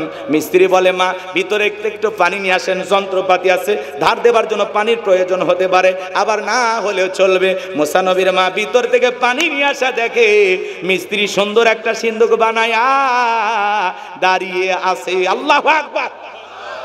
এইবার মুসা নবীর মায়ের হাতে সিন্ধুকটা দিয়ে মিস্ত্রি দৌড়ায়, পেছন থেকে ডেকে বলে, মিস্ত্রি লোহার পয়সা কি নিবা না, কাঠের পয়সা কি নিবা না, তোমার পারিশ্রমিকের দামটা কি নিবা না?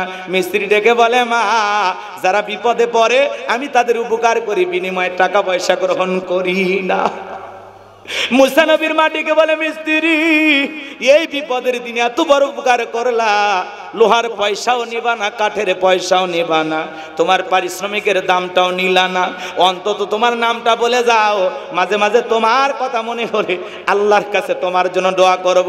মিস্ত্রি ডেকে বলে, মা আমি দুনিয়ার সাধারণ কোনো মিস্ত্রি না, আমি আল্লাহর ফেরেশতা, আমার নাম জিবরাইল। এইবার মুসা নবীর মা সিন্ধুকের ভিতরে মুসা নবীকে উঠাইয়া দরিয়ার বুকে ভাসায়া দিলেন। আর মেয়ে মারিয়মকে বলে, মা সিন্ধুক বাঁচতে বাঁচতে কই যায় খবর নিয়ে আসবি। এইবার বাজান সিন্ধুক বাঁচতে বাঁচতে চলে গেল ফিরাউনের ঘাটে। ওই দিন বিকেলবেলা ফিরাউন তার প্রিয়তমা স্ত্রী আসিয়াকে নিয়ে আসে সমুদ্রের সৈকতে হাওয়া খাইতে। ফিরাউন কাফের হওয়ার পরেও মাঝে মাঝে বউকে নিয়ে বিনোদন করতেন। মারহাবা কন। আর আপনি কি করেন? মাঝে মাঝে বউ কেনে বিনোদন করবেন, হালাল বিনোদন। মাঝে মাঝে বউ কেনে কক্সবাজার চলে যাবেন। কোন জায়গায়? কথা কয় না, টাকাটা আপনি দেন হুজুর। ভাবতেছেন এরকম ও বউ আপনার আর আমি টাকা দেব, রাগ করতেছেন আপনারা? মাঝে মাঝে বউ কেনে বিনোদন করা জায়েজ আছে, কক্সবাজারে নিয়ে যেতে পারেন, ভিআইপি পিকনিক স্পট যেখানে ভদ্রলোকেরা যায়, সুন্দর পরিবেশ, এগুলো বউকে নিয়ে ঘোরাফেরা করবেন। মেয়ে মানুষ একটু ঘোরাফেরা করলে খুশি থাকে, ঘুরবেন না আর একজনের হাত ধরে ঘুরতে যাবে, তখন মজা টের পাবে। সময় দিবেন বাঁচবেন, সময় দিবেন না আর একজনকে সময় দিবেন। কথা বোঝেন না? রাগ করতেছেন আপনারা? শোনেন শোনেন শোনেন, মাঝে মাঝে বউ কিনে কক্সবাজার যাবেন। অনেকে বলতেছে হুজুর ভালো কথা বলছে, ঠিক আছে কালকেই যাব।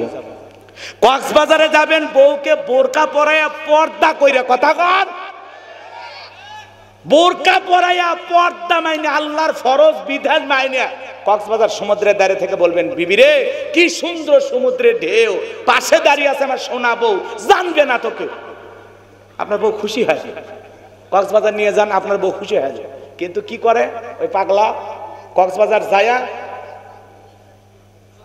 বেপরদায় চলাফেরা করে, কয়েকটা সেলফি বইয়ের তুলছে, ঘোড়ার উপর তুলে ছবি তুলছে, তুলে ফেসবুকে ছাড়ে দেখায় আমার প্রিয়তমার সাথে কক্সবাজারের প্রথম দিন কেমন কাটলো, স্মৃতি ধরে রাখার জন্য ফেসবুকে কিছু ছবি আপলোড করলাম। আছে না? যে নিজের বইয়ের ছবি ফেসবুকে ছেড়ে দেয়, এর রুচিতে সমস্যা, এর মধ্যে আর হিরো আলমের মধ্যে পার্থক্য নেই। তো রুচি এত খারাপ। আমার বউ আমি দেখবো, বউ পার্সোনাল জিনিস, পাবলিসিটি করার জিনিস। কথা কন নাকি আপনারা? আপনি বইয়ের ছবি ফেসবুকে দেন মানে? আধুনিক জামানা এসে কত কিছু দেখা লাগতেছে, বাপরে বাপ। বউকে নিয়ে বোরকা পরায় পর্দা করবেন। আমরা তো আর বলি নাই বউকে নিয়ে যা সমুদ্রের পানিতে হাফ প্যান্ট পরে গোসল করবেন, তাহলে গুনাহ হবে। তাহলে কি হবে? গুনাহ হবে। হালাল বিনোদন করতে বাধা নাই, পারবেন তো ইনশাআল্লাহ? একটু অপেক্ষা করেন, পরে বলতেছি। মন খারাপ করতেছেন মনে হয় আপনারা। আমার ভাইরা, এইবার সিন্দুকটা সেনাবাহিনী তুইলা ফেরাউনের সামনে নিয়ে গেছে। ফেরাউন ডেকে বলে সিন্দুকটা খোলো তো দেখে। এবার সিন্দুকটা যখন খোলা হলো, সবাই তাকায় দেখে সিন্দুকের ভিতরে মনে হয় পূর্ণিমার চাঁদ ধরা দিয়েছে। সুবহানাল্লাহ বলেন। মুকুল ভাই সুবহানাল্লাহ কয়, আর আপনারা কি করেন? সারা জীবন ওয়াজ শুনে করলেনটা কি? রাগ করতেছেন আপনারা? ভাই দেখতেছি কখন কি বলা লাগবে, মোটামুটি ভালো, আলহামদুলিল্লাহ। শ্রোতা এরকমই হওয়া দরকার। এবার চলে যাবেন, মনে রাখতে তো থাকেন। লিল্লাহি তাকবীর। গভীর মনোযোগ দিয়ে কথাগুলো শুনে যান বাজান। এইবার এত সুন্দর চেহারা, কি ফুটফুটে বাচ্চা। ফেরাউন তারপরে মায়া দয়া না ডেকে বলে তরবারি আন, এটাই মুসা ধর জবাই কর। আসিয়া বলে থামো, খালি মারা শিখছো, এতগুলো মারলা তাও কি শান্তি পাইলা না? স্বামী গো, এই ছেলেটাকে মারার আগে তোমার কাছে একটা প্রশ্ন করি, এই যে সিন্দুকটা দেখা যায়, এমন কাঠ কি তোমার দেশে পাওয়া যায়? ফেরাউন এইবার সিন্দুকটা নাইরা সারা বলে, বিবি এমন কাঠ আমি কেন, আমার বাপ দাদা 14 পুরুষও কেউ কোনোদিন দেখে নাই, এটা আমাদের দেশের কাঠ না। এইবার আসিয়া ডেকে বলে, স্বামী এটা ভিন দেশি কারো সিন্দুক, বাঁচতে বাঁচতে আমার দেশে এসেছে, এই ছেলেটাকে আমি মারতে দেব না, এই ছেলেটাকে আমাদের পালক পুত্র হিসাবে লালন পালন করতে চাই। জোরে বলেন মারহাবা। অনেক কঠিন স্বামী মাঝে মাঝে বউয়ের কাছে দুর্বল হয়ে যায়। বউ যখন বলেছে ছেলেটাকে কি করব, লালন পালন করব, মাইনে নেওয়া লাগ ছাড়া উপায় আছে ফেরাউনের, তখন বলতেছে ঠিক আছে মাইনে নিলাম। কথা আছে যেখানে বাঘের ভয় সেখানে রাত হয়, যারে খুঁজতেছো মারার জন্য আল্লাহ তোমারে দায়িত্ব দিল তারই লালন পালন করার জন্য। বলেন আল্লাহু আকবার।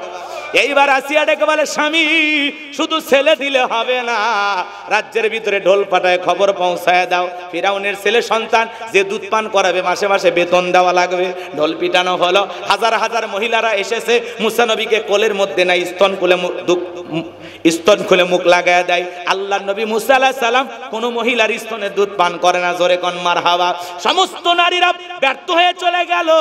ওই যে মুসা নবীর বড় বোন নাম তার মারিয়াম ডেকে বলে, ও রানী আসিয়া, এমন একটা ধাত্রীর খবর আমার কাছে আছে, আমার বিশ্বাস এই ছেলেটা তার দুধ পান করতে পারে। তাই নাকি? বলে হ্যাঁ। 2 জন লোক পাঠাইয়া দেওয়া হলো। মুসা নবীর মাকে ফেরাউনের দরবারে নিয়ে আসা হলো। মুসা নবীর মা সন্তানটাকে কোলের মধ্যে নিয়ে স্তন খুলে যখন মুখ লাগায় দিয়েছে, আল্লাহ নবী মুসা আলাইহিস সালাম মায়ের স্তনে দুধ খাওয়া শুরু করেছে। বলুন আল্লাহু আকবার। নবীদেরকে শিশুকাল থেকে জ্ঞানী বানিয়েছেন তিনি কে? এইবার আসিয়া বলে আপনার বেতন ডাবল, থাকার কোয়ার্টার ফ্রি। মুসা নবীর মা ডেকে বলে ও রানী আসিয়া, সন্তানকে যদি দুধ পান করাইতে চান আপনার বাড়িতে নয়, সন্তান থাকবে আমার বাড়িতে। বলে আমি তাতেও রাজি আছি, মাঝে মাঝে সন্তানটাকে দেখায় নিয়ে যাবেন, সন্তানটাকে না দেখলে আমার ভালো লাগে না। কথায় আছে মায়ের চাইতে মাসির দরদ বেশি।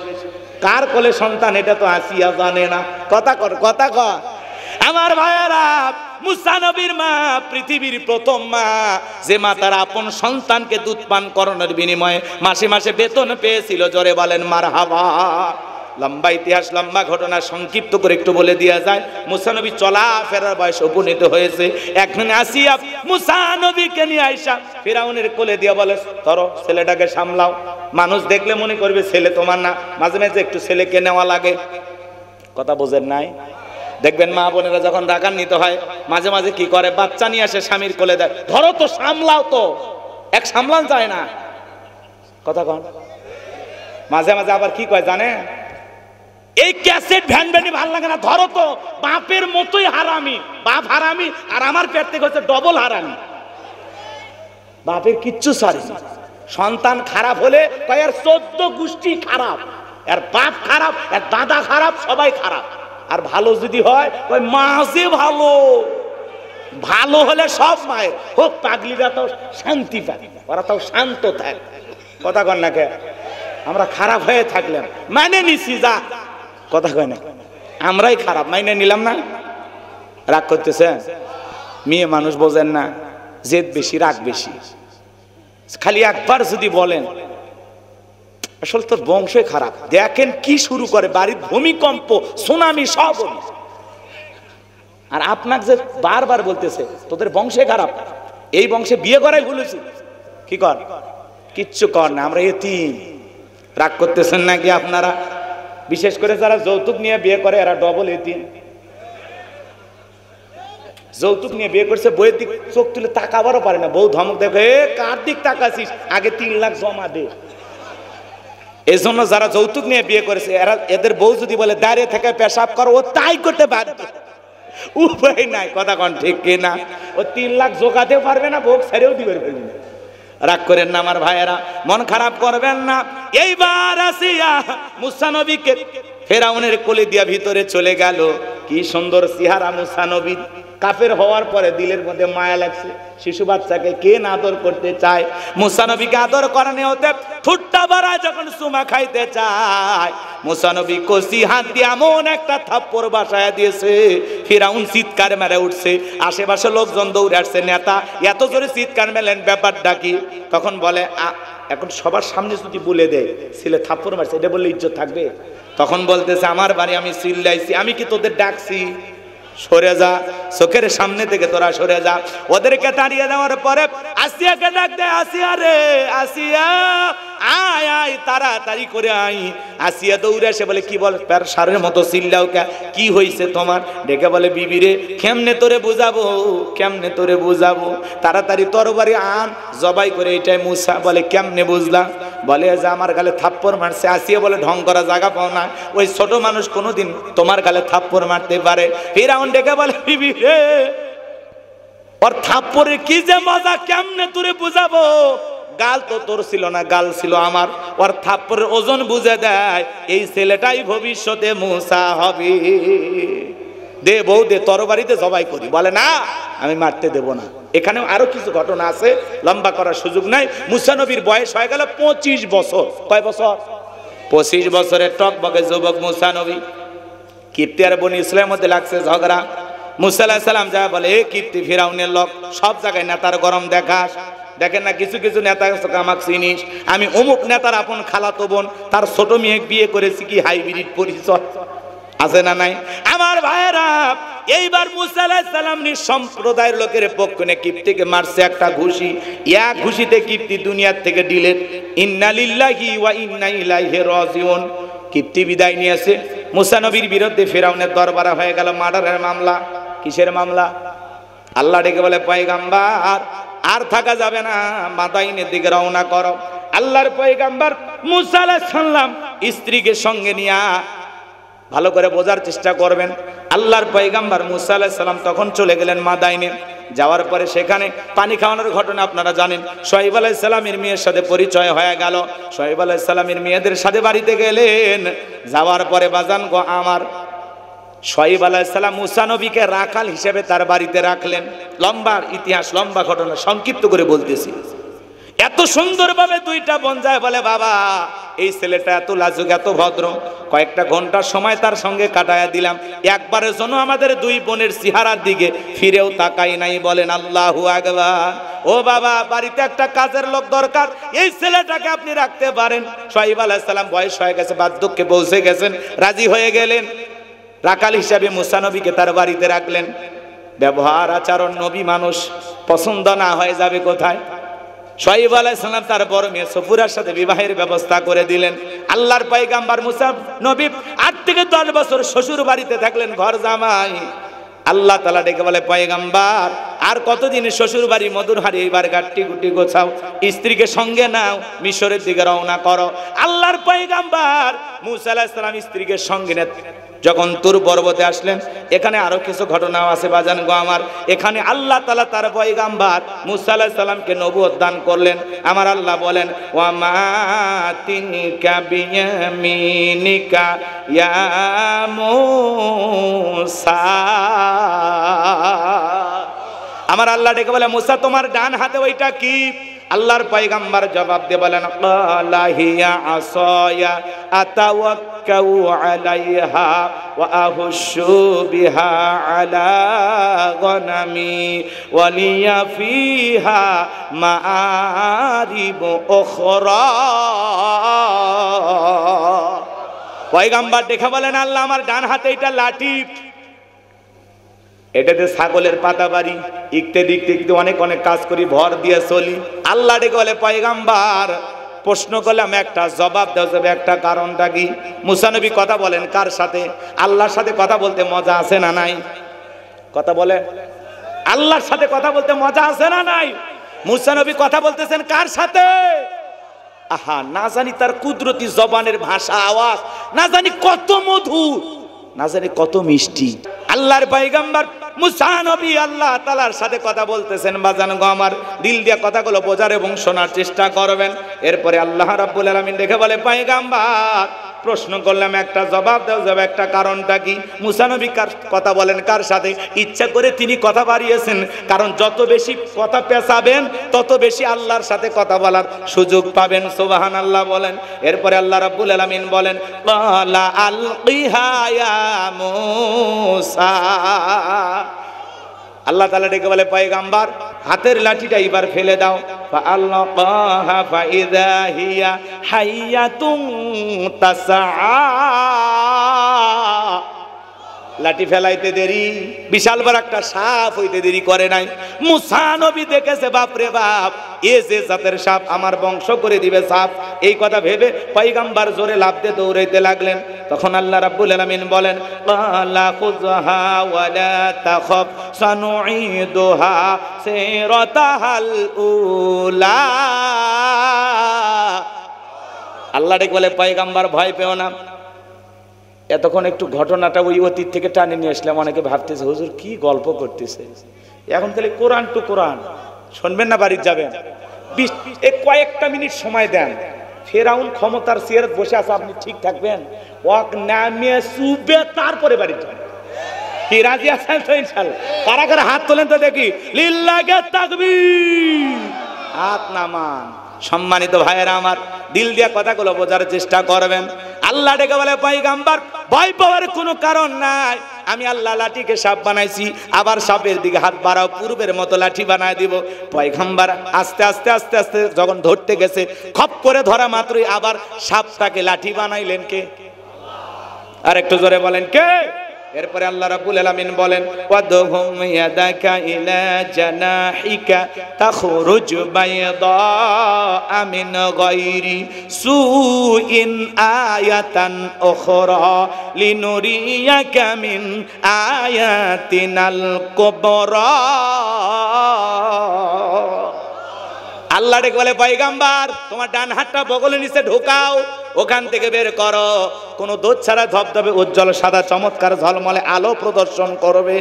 এরপরে আল্লাহ বলেন আমি যে কুদরতের দুইটা নিদর্শন দান করলাম, এইবার তোমার দায়িত্ব হলো ইযহাব ইলা ফিরআউনা ইন্নাহু তাগা, যাও ফিরাউনের নিকট চলে যাও, ফিরাউন সীমা লঙ্ঘন করেছে। যায় বলে ফিরাউন রে তোর বানানো আইন দিয়ে মিশর চলবে না, এখন থেকে মিশর পরিচালনা হবে আল্লাহর আইন দিয়ে। বলেন আল্লাহু আকবার। নবী মুসাকে আল্লাহ কয়টা মুজিজা দান করলেন? দুইটা। একটা লাঠি ফেলালে সাপ হয়, আর বগল নিচে হাত থেকে বের হলে ঝলমলে আলো প্রদর্শন করে। আল্লাহু আকবার বলেন। সূর্যের মতো চন্দ্রের মতো ঝলমলে আলো, সাদা আলো, সাদা আলো। কি আলো? রাগ করতেছেন আপনারা? এইবার শোনেন বাজান গো আমার, আল্লাহ যেই বলেছে যাও মুসা ফিরাউনের নিকট চলে যাও, পয়গাম্বার ডেকে বলে আল্লাহ আপনি কি ভুলে গেছেন আমি ফিরাউনের দরবারে মার্ডার কেসের আসামি, গেলেই তো ফাঁসি দিয়ে মারবে। আমার আল্লাহ ডেকে বলে পয়গাম্বার আমি আল্লাহ যার সাথে আছি, কেউ কোনো জালেম কোনো বেঈমান আগুনে পোড়াইয়াও মারতে পারবে না, পানিতে ডুবাইয়া মারতে পারবে না, ফাঁসির দড়িতে ঝুলাইয়াও মারতে পারবে না, কারণ আমি আল্লাহ যার সাথে আছি, আমি আল্লাহ তাকে রক্ষা করব। বলুন আল্লাহু আকবার। পয়গাম্বার ডেকে বলে আল্লাহ যাওয়াই লাগবে, বলে অবশ্যই যাওয়া লাগবে। নবী মুসা আবার খুব চালাক, কি বলেন কথা কেন চালাক পয়গাম্বার, অত্যন্ত চালাক। আল্লাহকে এইবার ডেকে বলছে আল্লাহ যাওয়াই লাগবে। বলে হ্যাঁ অবশ্যই যাওয়া লাগবে, তোমার আমি নবুয়ত দান করছি। তখন বলতেছে আল্লাহ তাহলে আমি আমার নামের অংশটা বলবো, আপনি আপনার নামের অংশটা বলবেন, ভাগ করেই যাই। তখন আল্লাহ তাআলা ডেকে বলছে পয়গম্বর এটা সম্ভব না, তোমাকে দায়িত্ব দিয়েছি, তোমাকেই দাওয়াত দিতে হবে। পয়গম্বর বলতেছে আল্লাহ আমার অন্তরে দুরু দুরু ভাব, একটু ভয় ভীতি কাজ করতেছে, একটু দোয়া করি আপনার কাছে। আল্লাহ বলে যাও, দোয়া করার অনুমতি দিলাম। পয়গম্বর এইবার দোয়া করতেছেন, ক্বালা রাব্বিশরাহ লি সাদরি ওয়া ইয়াসসির লি আমরি ওয়াহলুল উকদাতাম মিন লিসানি ইয়াফকাহু কওলি ওয়াজআলনি ওয়াজিরাম মিন আহলি হারুনা আখি। দেখে বলেন হে আমার রব আমার বক্ষকে প্রশস্ত করে দাও, আমার কাজকে সহজ করে দাও, আমার জিহ্বার জড়তাকে দূর করে দাও, যাতে সহজে আমার কথা মানুষ বুঝতে পারে। আল্লাহ ডেকে বলে পয়গম্বর আমি আল্লাহ তাআলা তোমার দোয়া কবুল করলাম। পরিশেষে পয়গম্বর ডেকে বলে আল্লাহ আমার পরিবারের মধ্য থেকে আমার একজন ভাই আছে, নাম হলো কি হারুন। জোরে বলেন কি না? আমার ভাই হারুনকে আপনি নবুয়ত দান করেন। আল্লাহ ডেকে বলে পয়গম্বর আমি আল্লাহ তোমার দোয়ার বদলতে তোমার ভাই হারুনকেও নবী বানায় দিলাম। বলুন সুবহানাল্লাহ। এইবার আল্লাহ নবী মুসা আলাইহিস সালাম তার ভাই হারুন আলাইহিস সালামকে সঙ্গে নিয়ে ফিরাউনের দরবারে চলে গেলেন। সেই কথা আল্লাহ রাব্বুল আলামিন বলেন, ওয়াকালা মুসা ইয়া ফিরআউনু ইন্নী রাসূলুম মির রাব্বিল আলামিন। আল্লাহ নবী মুসা আলাইহিস সালাম ডেকে বলেন, ও ফিরাউন আমি বিশ্ব রবের পাঠানো একজন রাসূল, আল্লাহর ব্যাপারে সত্য ছাড়া মিথ্যা কিছু বলবো না, আমি আল্লাহর একজন প্রেরিত রাসূল। ও ফিরাউন বনি ইসরাইলদেরকে দাসত্বের জিন্দেগি থেকে গোলামির জীবন থেকে মুক্ত করে স্বাধীন করে আমার সঙ্গে যেতে দাও। ফিরাউন তখন বলে, ক্বালা ইন কুনতা জিতা বিআয়াতিন ফাআতি বিহা ইন কুনতা মিনাস সাদিকিন। ফিরাউন ডেকে বলে, তুমি যদি তোমার দাবিতে সত্যি একজন ঈমানদার হও, তুমি যদি নিজেকে নবী দাবি করো, তাহলে ঠিক আছে আমার সামনে উপস্থাপন করো, তোমার কাছে কি এমন প্রমাণ আছে? তুমি যদি তোমার দাবিতে সত্যবাদী হও, তুমি যে নবী বুঝবো কিভাবে, কি প্রমাণ আছে? নবী দাবি করতে গেলে ফিরাউনের মতো লোক জিজ্ঞাসা করতেছে তুমি যে নবী, প্রমাণ কি, দলিল কি আছে? আর এখন অলিতে গলিতে মাজার, অলিতে গলিতে বিশ্বায়ের ধ্বংস হবি। আমার কথা নষ্ট, ধ্বংস হবি। মানুষ মনে করে বাপরে বিরাট বড় আল্লাহর ওলি, আর ঘরের বউ কলি মানে সেটাকে যায় দেখেন তো, আপনি জাতটার ওলি পড়তেছেন, পীর সাহেব মনে করতেছেন, বিরাট বড় কিছু মনে করতেছেন, অত সহজ না। ফিরাউনের মতো একজন কাফিরের কাছে নবী দাবি করতে গেলে প্রমাণ দেখতে চা, আর বিসমিল্লাহ সই করে পড়তে পারে না, তারে পীর সাহেব মানেন আপনি? পেটত বম মারলে বিসমিল্লাহ বের হয় না, কথা কয় না, কথা। লাল কালো কাপড় পরে আছে, মাথার চুলে চট, হাতে গাঞ্জার পট, হ্যাঁ, মানুষ মনে করছে বাপরে বাপ বিরাট সাধক, সাধু, সন্ন্যাসী, বিশাল কিছু ভাবিয়া একেবারে পীর পূজা শুরু করে দিয়েছে। জোরে কন্যা নাউজুবিল্লাহ। ওই জন্য তো আমরা ওয়াজে বলি, অমুসলিমেরা ব্যস্ত হলো মা নিয়া, মুসলমানেরা ব্যস্ত হলো বাবা নিয়া। বাবা বেশি হওয়ার লক্ষণ খুবই খারাপ, কথা কয় না, কথা কয় না। কারণ যার বাবা যত বেশি তার জন্ম তত খারাপ। আপনি মুসলমান, আপনার কোন পীর বাবা ভণ্ড বাবা থাকতে পারে না, কথা বলে ঠিক কিনা? কিসের বাবা ও? আপনার জ্ঞান নাই? কোন আল্লাহওয়ালাকে দেখে যদি মনে হয়নি ভালো মানুষ, যার পা থেকে মাথা পর্যন্ত নবীর সুন্নত দিয়ে ঢাকা, যার চেহারার দিকে তাকাইলে আল্লাহর কথা স্মরণ হয়।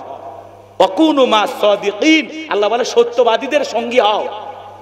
যার কাছে গেলে দিন শেখা যায়, আখিরাত শেখা যায়। যে পীর নিজের ইমামতিতে মুরিদদেরকে নিয়ে নামাজ আদায় করে, ওইটা হলো পীর। আর এমন পীর বাইর হয়েছে, টুকি তবলা বাজাচ্ছে, গাঁজা খাইতেছে, লাফালাফি করতেছে, নারী পুরুষ একত্রে জিকির করতেছে, আর দমে দমে বলতেছে পানির ভিতর জ্বললে বাতি ঝড় বাতাসেও নেবে না, ল্যাংটা বাবার মুরিদ হইলে নামাজ রোজা লাগে না। যে পীর সাহেব বলবে নামাজ রোজা লাগে না, পীর না টাটকা শয়তান। ওয়াক মারে আর থোত না ফেটে হেলতে হবে, কথা কোন ঠিক কি না? সিজদার মতো একটা সিজদা দিবি, জান্নাত পার হয়ে জাহান্নামে চলে যাবে। আলিফ লাম মিম এগুলোর অর্থ কোনো আলেম জানে না, কিন্তু আমি পীর সাহেব জানি।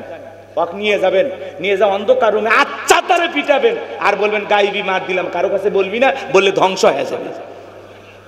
এজন্য বাজান, এই আধুনিক যুগে এই ভণ্ডদের বিশ্বাস করার কোনো সুযোগ। পীর ছিল শাহজালাল, শাহ পরাণ, শাহ মাকদুম, বাইজিদ বোস্তামি, আব্দুল কাদের জিলানী, বড় বড় আল্লাহওয়ালাদের কারণে এদেশে ইসলামের প্রচার প্রসার হয়েছে, এটা আমরা মানি। আল্লাহওয়ালা ভালো জিনিস, কিন্তু এখন অধিকাংশ ভণ্ড। এই যে ইসকনের বিরুদ্ধে একজন খতিব কথা বলার কারণে গাজীপুর থেকে সেই খতিবকে গুম করা হলো, তার হাত পায়ে শিকল পরানো হয়েছে। শুধু কি তাই, তাকে রাত ভর নির্যাতন করা হয়েছে। আমরা বলতে চাই, ইসকন যদি গৌর গোবিন্দের ভূমিকা পালন করে, একজন আলেমকে হত্যা করতে চাই, গুম করতে চাই, আঘাত করতে চাই, ও বাংলার মুসলমান, আমরাও শাহজালালের ভূমিকা পালন করে ওই সমস্ত ইসকন বেঈমান নাস্তিকদের দাঁত ভাঙা জবাব দেওয়ার জন্য কারা কারা প্রস্তুত, হাত তুলে দেখা। লিল্লাহি তাকবীর। আমার ভাইয়েরা, আলেমকে গুম করবে, ইমামকে ধরে নিয়ে যাবে, উগ্রপন্থী হিন্দুরা এটা মেনে নেওয়া যায় না, কথা বলেন ঠিক কিনা? এরা এদেশে ইসলামওয়ালাদেরকে ভালো থাকতে দেবে না, নানামুখী ষড়যন্ত্র চলতেছে, একটু সচেতন থাকবেন। পারবো তো ইনশাআল্লাহ, পারবো তো ইনশাআল্লাহ। সম্মানিত ভাইয়েরা আমার, রাত্রি অনেক গভীর হয়ে যাবে বাজান, ভণ্ড পীরদের নিয়ে আমি অনেক কষ্ট করেছি। আমার শুধু বিনয়ের শুধু একটাই অনুরোধ, কোন ভণ্ডদের কাছে আমরা যাব ইনশাআল্লাহ। সম্মানিত ভাইয়েরা আমার, আমি যে কথা বলতে চাচ্ছিলাম বাজান গো আমার, এইবার আল্লাহর পয়গম্বর মুসা আলাইহিস সালাম, তার কাছে দুইটা মুজিজা আছে। কয়টা মুজিজা? লাঠি ফেলাইয়া দিলেন, সাপ হয়ে গেল, বিশাল বড় একটা সাপ। এইবার বগলে নিচে থেকে হাত বের করলেন, ধবধবে উজ্জ্বল সাদা চমৎকার আলো দেখালো। এই দৃশ্যগুলো দেখার পরে ফিরাউনের সমস্ত এমপি মন্ত্রী ডেকে বলে, ক্বালাল মালাউ মিন কওমি ফিরআউনা ইন্না হাযা লাসাহিরুন আলীম। ফিরাউনের এমপি মন্ত্রী যারা ছিল, ফিরাউনের পরিষদের লোকেরা ডেকে বলে, শোনো, এই ছেলে যে খেলা দেখাইলো, ইন্না হাযা লাসাহিরুন আলীম, এই ছেলেটা হলো মস্ত বড় জাদুকর, একটা দক্ষ জাদুকর, পাকাপোক্ত জাদুকর। নবী দেখায় মুজিজা, আর ওরা বলে জাদু। কারণ ওই দেশে জাদুর ব্যাপক প্রসার ছিল, জাদুর প্রচলন ছিল। এই জন্য নবীর মুজিজাকেও তাদের কাছে জাদুর মতোই মনে হলো। দিল দিয়া কথাগুলো বোঝার চেষ্টা করবেন। এইবার ফেরাউন সবাইকে ডেকে বলে, শোনো, ও যেহেতু জাদুর খেলা দেখাইছে, ও আমাদেরকে হুমকি দেখায়া, ভয় ভীতি দেখায়া ক্ষমতার চেয়ার থেকে আমাদের নামাইয়া ক্ষমতার চেয়ার দখল করতে চায়, দেশ থেকে বিতাড়িত করতে চায়। তোমরাই বলো এই ছেলের বিরুদ্ধে এখন কি করা যায়? এমপি মন্ত্রীরা ডেকে বলে, নেতা থামেন, চুপ করে থাকেন। ও দেখাছে জাদু, আমার দেশে কি জাদুকরের অভাব আছে? জাদুর মোকাবেলা জাদুকর দিয়ে করা হবে। আপাতত মুসা এবং তার ভাইকে ছেড়ে দেন। মুসা এবং হারুন আলাইহিস সালামকে ছেড়ে দেওয়া হলো। এইবার তারা কি করলো? ইয়াতু বিকুল্লি সাহিরিন আলিম, শহর বন্দর থেকে দক্ষ দক্ষ জাদুকর ফিরাউনের দরবারে উপস্থিত করা হলো। সমস্ত জাদুকররা ফিরাউনের নিকট উপস্থিত হওয়ার পরে সমস্ত জাদুকর ডেকে বলে, নেতা আপনার শত্রু মুসাকে যদি পরাজিত করতে পারি আপনি আমাদেরকে কি দেবেন? আমাদের বেনিফিটটা কি, লাভটা কি, পুরস্কারটা কি একটু জানার দরকার আছে না নাই? কথা বোঝেন নাই? বলতেছে আমরা যদি আপনার শত্রু মুসাকে পরাজিত করি আমাদের লাভটা কি, আপনি আমাদেরকে কি দেবেন, আমাদের উপহারটা কি থাকছে? ফেরাউন তখন ঘোষণা কি করেছিল জানেন? আল্লাহ সেই কথা বলেন, ক্বালা নাআম ওয়া ইন্নাকুম লামিনাল মুকাররাবিন। ফেরাউন ঘোষণা করে বলেছিল তোমরা হবে আমার নিকটতম ব্যক্তি, এই দরবার হবে তোমাদের বসবাসের জায়গা, তোমরা সবাই আমার কাছের লোক। নেতা যদি বলে তুমি আমার কাছে লোক, আর কিছু লাগে? নেতার কথায় রাতকে দিন করা যায়, নিরপরাধ আলেমদেরকে ধরে ক্রস ফায়ার দেওয়া যায়, নিরপরাধ মানুষদেরকে ধরে জেলখানায় বন্দী করা যায়, কারণ ওর পিছনে আছে কে? নেতা। নেতার কথা শুনে তুই যত অন্যায় অপকর্ম হয়, কথা বোঝেন না গে? এত বড় ফিরাউন কি বলতেছে? খালি মুসাকে পরাজিত করো, আজ থেকে তোমরা এই দরবারে থাকবা। যারা রাস্তাঘাটে জাদুর খেলা দেখায় এরা যদি এক চান্সে বাদশার দরবারে ঢোকে, লাগে কি আর সাথে বড় অফার আছে? খুশি হয়ে গেছে জাদুকররা, দরবারে জায়গা বৃদ্ধি করে, বাড়ি ঘর আবার নতুন করে বানান। এইবার একটা সেমিফাইনাল খেলা, এরপরে ফাইনাল। যুবক ফাইনাল খেলা খেলে দাও নাকি বলেন? যুবকেরা খুব খুশি হয়, হুজুর খুব খুশি। আমরা কি জন্য খুশি নিজেরাও জানি না নাকি? এদিকে আমার দিকে তাকাও, আমার ভাইয়েরা মন খারাপ করবেন না। যে কথা বলতে চাচ্ছিলাম, এইবার হাজার হাজার মানুষ চতুর্দিক দিয়ে অবস্থান নিয়েছে জাদুর খেলা দেখার জন্য। ফেরাউনের দরবারে জাদুর খেলা হবে বাজান গো আমার।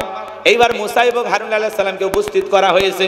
সমস্ত জাদুকররা প্রস্তুতি গ্রহণ করে রেখে বলে, ও নবী মুসা, জাদুর তন্ত্র মন্ত্র বান আগে কে নিক্ষেপ করবে? আমরাই জাদু নিক্ষেপ করব নাকি তোমরা আগে নিক্ষেপ করবা? মুসা আলাইহিস সালাম ডেকে বলে, ওস্তাদের মাস শেষ রাতে আগে তোমরাই জাদুর বান নিক্ষেপ করো। এইবার সমস্ত জাদুকররা জাদুর তন্ত্র মন্ত্র নিক্ষেপ করতে লাগলো। কেউ বাঘ বানায়, কেউ ভাল্লুক বানায়, কেউ রশি বানায়, কেউ আগুন বানায়, এমনকি মানুষের চোখে মুখে পর্যন্ত তারা জাদুর বান নিক্ষেপ করতে লাগলো। জাদুর বান নিক্ষেপ করতে করতে ওদের সমস্ত চালান পাতি শেষ। আর যে জাদু খেলা দেখাবি আর একটাও জানে না, সব কৌশল শেষ। এইবার বলতেছে, মুসা আর তো চালানে মাল নাই, তুমি তোমার খেলা দেখাও।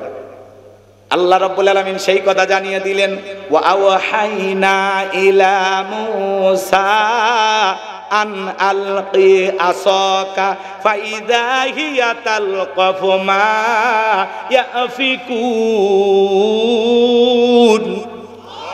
আল্লাহ তাআলা ওহীর মাধ্যমে জানায় দিলেন, ও নবী মুসা, তোমার হাতের লাঠিটা শুধুমাত্র ছেড়ে দাও। পয়গম্বর আল্লাহর আদেশ পায় লাঠিটা ছেড়ে দিলেন, হয়ে গেল বিশাল বড় সাপ। এত বড় সাপ ওই জামানার কোন মানুষ এত বড় সাপ কখনো দেখে নাই। যেই সাপের ঠোঁটটা নিচুতে, ওপরের ঠোঁটটা 80 ফিট উঁচুতে, এক নিঃশ্বাসে সমস্ত জাদুর বানগুলো খাওয়ার পরে ডেকে বলে, ফিরাউন রে আরো কি জাদু আছে? এই দৃশ্য দেখার পরে ফিরাউনের পেছনে রাস্তা দিয়ে গরম হাওয়া বের হয়ে গেছে। আর সমস্ত জাদুকররা বুঝতে পেরেছে নবী মুসা যেইটা দেখাইলো এটা জাদু না, এটা জাদুর দাদু। মারহাবা কর। ডাক্তার চেনে, অ্যাডভোকেট সাহেব আর একটা অ্যাডভোকেটকে চেনে, নেতা চেনে, বক্তা চেনে, হুজুর চেনে, শিক্ষক চেনে, স্বর্ণকারকে চেনে, ব্যবসায়ীকে চেনে, যাই যে কাজের কাজী। একজন আর একজনকে দেখে বলে, ও আমিও যা, তুমিও তাই। জাদুকররা বুঝতে পেরেছে নবী মুসা যেইটা দেখাইলো এটা জাদুকরের জাদু নয়, এটা জাদুর দাদু। এইবার তারা কি বুঝতে পেরেছে জানেন? যেটা মুসা আলাইহিস সালামের শক্তি নয়, এটা কার শক্তি? আরেকটু জোরে বলেন। এই জন্য তারা কি করলো, ওয়া উলকিয়াস সাহারাতু সাজিদিন, সিজদায় মাথা নত করলেন, ঘোষণা করলেন ক্বালু আমান্না বিরাব্বিল আলামিন রব্বি মূসা ওয়া হারুন। আল্লাহু আকবার। জাদুকরে ডেকে বলে আমরা ঈমান আনলাম বিশ্বের রবের প্রতি, যিনি মুসা এবং হারুনের রব, বলেন আল্লাহু আকবার। সমস্ত জাদুকরে যখন কালেমা পড়ে ঈমান আনলো, এইবার ফিরাউন ডেকে বলে আমার অনুমতি ছাড়াই তোমরা ঈমান গ্রহণ করলা, তোমাদের সাহস তো কম নয়। বাজান গো, আমার দিল দিয়ে কথাগুলো বোঝার চেষ্টা করবেন। সমস্ত জাদুকরকে এইবার ফিরাউন হুমকি দিতেছে, জালেমেরা না পারলে কি দেয় হুমকি, দেখে নেওয়া হবে। কথা কয় না কে, খেলা হবে। ওই মালটাক দেখার আমার খুব শখ। আছে কোথায় গো, খবরই পাওয়া গেল না এখন পর্যন্ত। কোন দেশে লুকে আছে খবরই পাওয়া গেল। শরীর চলে না, খালি সব সময় ফাইজদামি করতো আমাদের সাথে। হ্যাঁ কি বলে, বলবো রাগ করবেন না তো? শরীরই চলে না, বলতো না খেলা হবে। এই এমপি মন্ত্রী হয়েছে বললাম কোটি কোটি টাকা, এই দেশ থেকে 11 লক্ষ কোটি টাকা বিদেশে পাচার করে এরা বেগুন পাড়া বানাইছে। কথা কর, কথা কর। এখন আবার ওইটা তো প্রথম রিপোর্ট আমরা শুনছি। আজ পর্যন্ত যতটুকু আমরা আমাদের কান পর্যন্ত দুর্নীতির খবর আসছে, এটা এখন 29 লক্ষ কোটিও ছাড়ায় গেছে। কত? পদ্মা সেতু একা, ওরা যে দুর্নীতি করছে 2000 পদ্মা সেতু বানান যাবে। আপনি খালি মেট্রো রেল পদ্মা সেতু দিকে করছেন, এ হুজুর সেই উন্নয়ন হচ্ছে। হুজুর এরা কৃষক গেল, পালায় কারা চোর ডাকাতেরা, পালায় কারা খারাপ মানুষেরা, ভালো লোকেরা পালায়। হ্যাঁ, এমপি মন্ত্রী কেউ আছে? সব কুটি গেছে, পালিয়ে গেছে। কথা বলেন, বলবো বলবো। মন্ত্রীরা সব কোথায় গেল, এমপিরা সব কোথায় গেল, কোথায় কাদের কাকা, ওদের সারা দেশটা এখন লাগে ফাঁকা ফাঁকা। পালাবো না, পালাবো না, পালাবো না, যায় না তাদের দেখা, ওদের সারা দেশটা এখন লাগে ফাঁকা ফাঁকা। আইনে মন্ত্রী আটকে গেল আইনেরই ফাঁকে, দাড়ি সারা দরবেশটারে ভণ্ড ভণ্ড লাগে। কথা কয়, দাড়ি কাটে নৌকে চড়ে পালাছে, ওরা জীবন দিছে তাও নৌকে সারেনি। কথা কন, কথা কন। দাড়ি সারা দরবেশটারে ভণ্ড ভণ্ড লাগে। পলকের ঝলক গেল, পলকের ঝলক গেল, থামিয়ে নেটের চাকা, ওদের সারা দেশটা এখন লাগে ফাঁকা ফাঁকা। কোথায় গেল সংসদেতে মমতাজের গান, কোথায় গেল হযরত বলা স্বামী মুসলমান। 70 রাকাত তাহাজ্জুদ পড়তো, বিরাট বড় আল্লাহর ওলি ছিল। 5 আগস্টে ভাগ্যে কি আছে, আল্লাহর ওলির কাছে খবর ছিল না। কথা কন, কথা কন।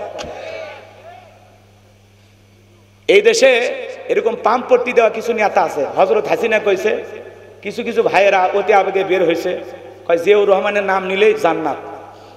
এরা হলো তেলবাস। কথা কন, এরা এরা বিএনপি ডুবানোর জন্য আসছে।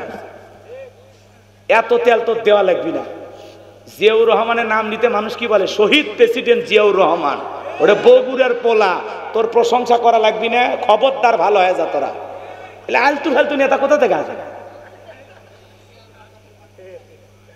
এই যে ভাই আমার বলল সৌদি আরবে উনি নিমের গাছ লাগাইছে, কি কথা সত্য না মিথ্যা?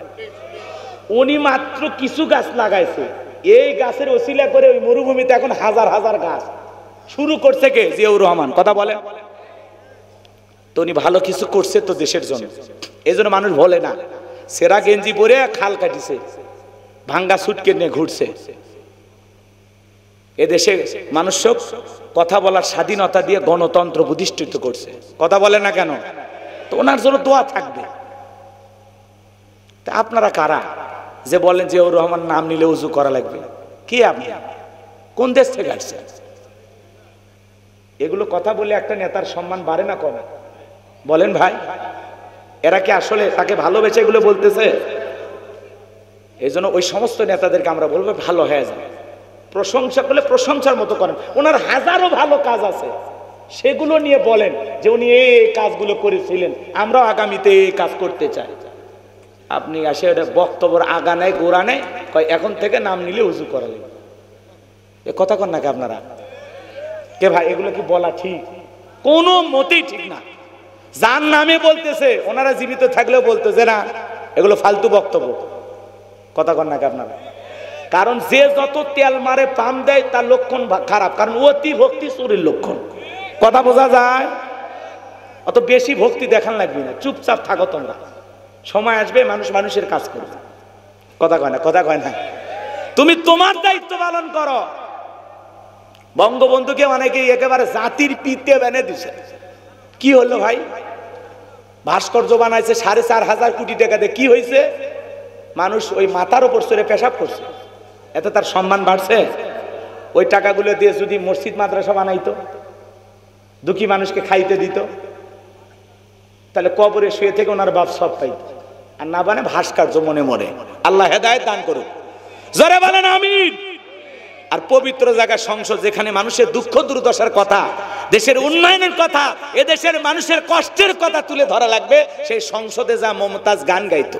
শাহজালালের পুণ্যভূমিতে মুসলমানের কোটি কোটি টাকার ট্যাক্স, মানে ট্যাক্সের টাকা দিয়ে যে সংসদ চলে, আর সেই সংসদে গান হয় হাসিনার নামে। এ কথা কন নাকি আপনারা? এখন মমতাজ কই? কট খায় ভিতরে, নতুন গান রিলিজ হচ্ছে না, জেলখানা থেকে বের হয়ে আসবে, কারণ এরা এই দেশটাকে ধ্বংস করে দিচ্ছে। কথা বলে ঠিক কিনা? এজন্য বাজান মন খারাপ করিয়েন না। আমি আপনাদেরকে বিনয়ের সহিত বলতেছি, আমাদেরকে সামনে পা ফেলা লাগবে খুব চিন্তা ভাবনা করে। কথা কি বুঝতে পেরেছেন? যাতে আমরা এই ধরনের ভুল আর ভবিষ্যতে না করি। আল্লাহ আমাদের হেদায়েত দান করেন। আমরা এই দেশের কল্যাণ চাই, ভালো চাই, দেশের শান্তি চাই। আজকে ভাইরা আমার, যে কথা বলতে চাচ্ছিলাম বাজান, জালেমেরা না পারলে দেয় হুমকি। ফিরাউন হুমকি দিয়ে বলল, আমার অনুমতি ছাড়াই কালেমা পড়লা, ঈমান আনলা, এইবার তোমাদের শুলিতে চড়াবো, ফাঁসি দিয়া মারবো। নানান কথা বলতে লাগলো বাজান। নতুন ঈমানদার ডেকে বলে, জালেম ফিরাউন, তোর মতো জালেমের পক্ষে চামচামি করে মরার চাইতে ঈমান গ্রহণ করে মরাই ভালো। বলেন আল্লাহু আকবার। এইবার দলে দলে মানুষ কালেমা পড়ে মুসলমান হতে লাগলো। লম্বা ঘটনা বাজান। এইবার ফিরাউন তার ক্ষমতা টিকানোর জন্য মরণ কামড় দিল। চতুর্দিক দিয়ে সেনাবাহিনী নিয়ে আল্লাহ নবী মুসা এবং তার উম্মতদেরকে আক্রমণ করেছেন। লম্বা ইতিহাস, লম্বা ঘটনা। মুসা আলাইহিস সালাম এবং তার উম্মতেরা দৌড়াইতে দৌড়াইতে দরিয়ার নিকটতম জায়গায় পৌঁছে গেছে। এইবার দরিয়ার নিকটতম জায়গায় যখন পৌঁছে গেছে, উম্মতেরা ডেকে বলে, পয়গাম্বর, হয় নদীতে চুবে মরা লাগবে, আর না হয় ফিরাউনের সেনাবাহিনীর হাতে মারা যাওয়া লাগবে, এছাড়া তো আর রাস্তা দেখি না। মুসা আলাইহিস সালাম ডেকে বলে, এখানে শুধু আমরাই নাই, আমাদের সাথে আর একজন আছেন, তিনি কে? এইবার আল্লাহ ডেকে বলে, পয়গাম্বর, এতদিন দেখেছো, এতদিন দেখেছো লাঠিটা ফেলায় দিলে সাফ হয়, ওই একই লাঠি দিয়ে সমুদ্রের পানিতে আঘাত করো। ও পয়গাম্বর, তুমি আঘাত করো, আমি আল্লাহ ভিআইপি রাস্তা বানায় দিব। আল্লাহ নবী মুসা আলাইহিস সালাম লাঠি দিয়ে সমুদ্রের পানিতে আঘাত করলেন, আল্লাহ তাআলা ভিআইপি রাস্তা বানায় দিলেন। আর আল্লাহ ঘোষণা করে বলে দিল, ও পয়গাম্বর মুসা, তুমি তোমার উম্মতদেরকে নিয়ে এই দরিয়াটা পার হয়ে যাও। পয়গাম্বর তার অনুসারীদেরকে নিয়ে পার হয়ে চলে গেলেন। বাজান গো আমার, এইবার ফিরাউন তার সেলাসা মুন্ডা সমস্ত নেতা কর্মীদেরকে নিয়ে এসে দেখে কি সুন্দর সমুদ্রের বুকে ভিআইপি রাস্তা।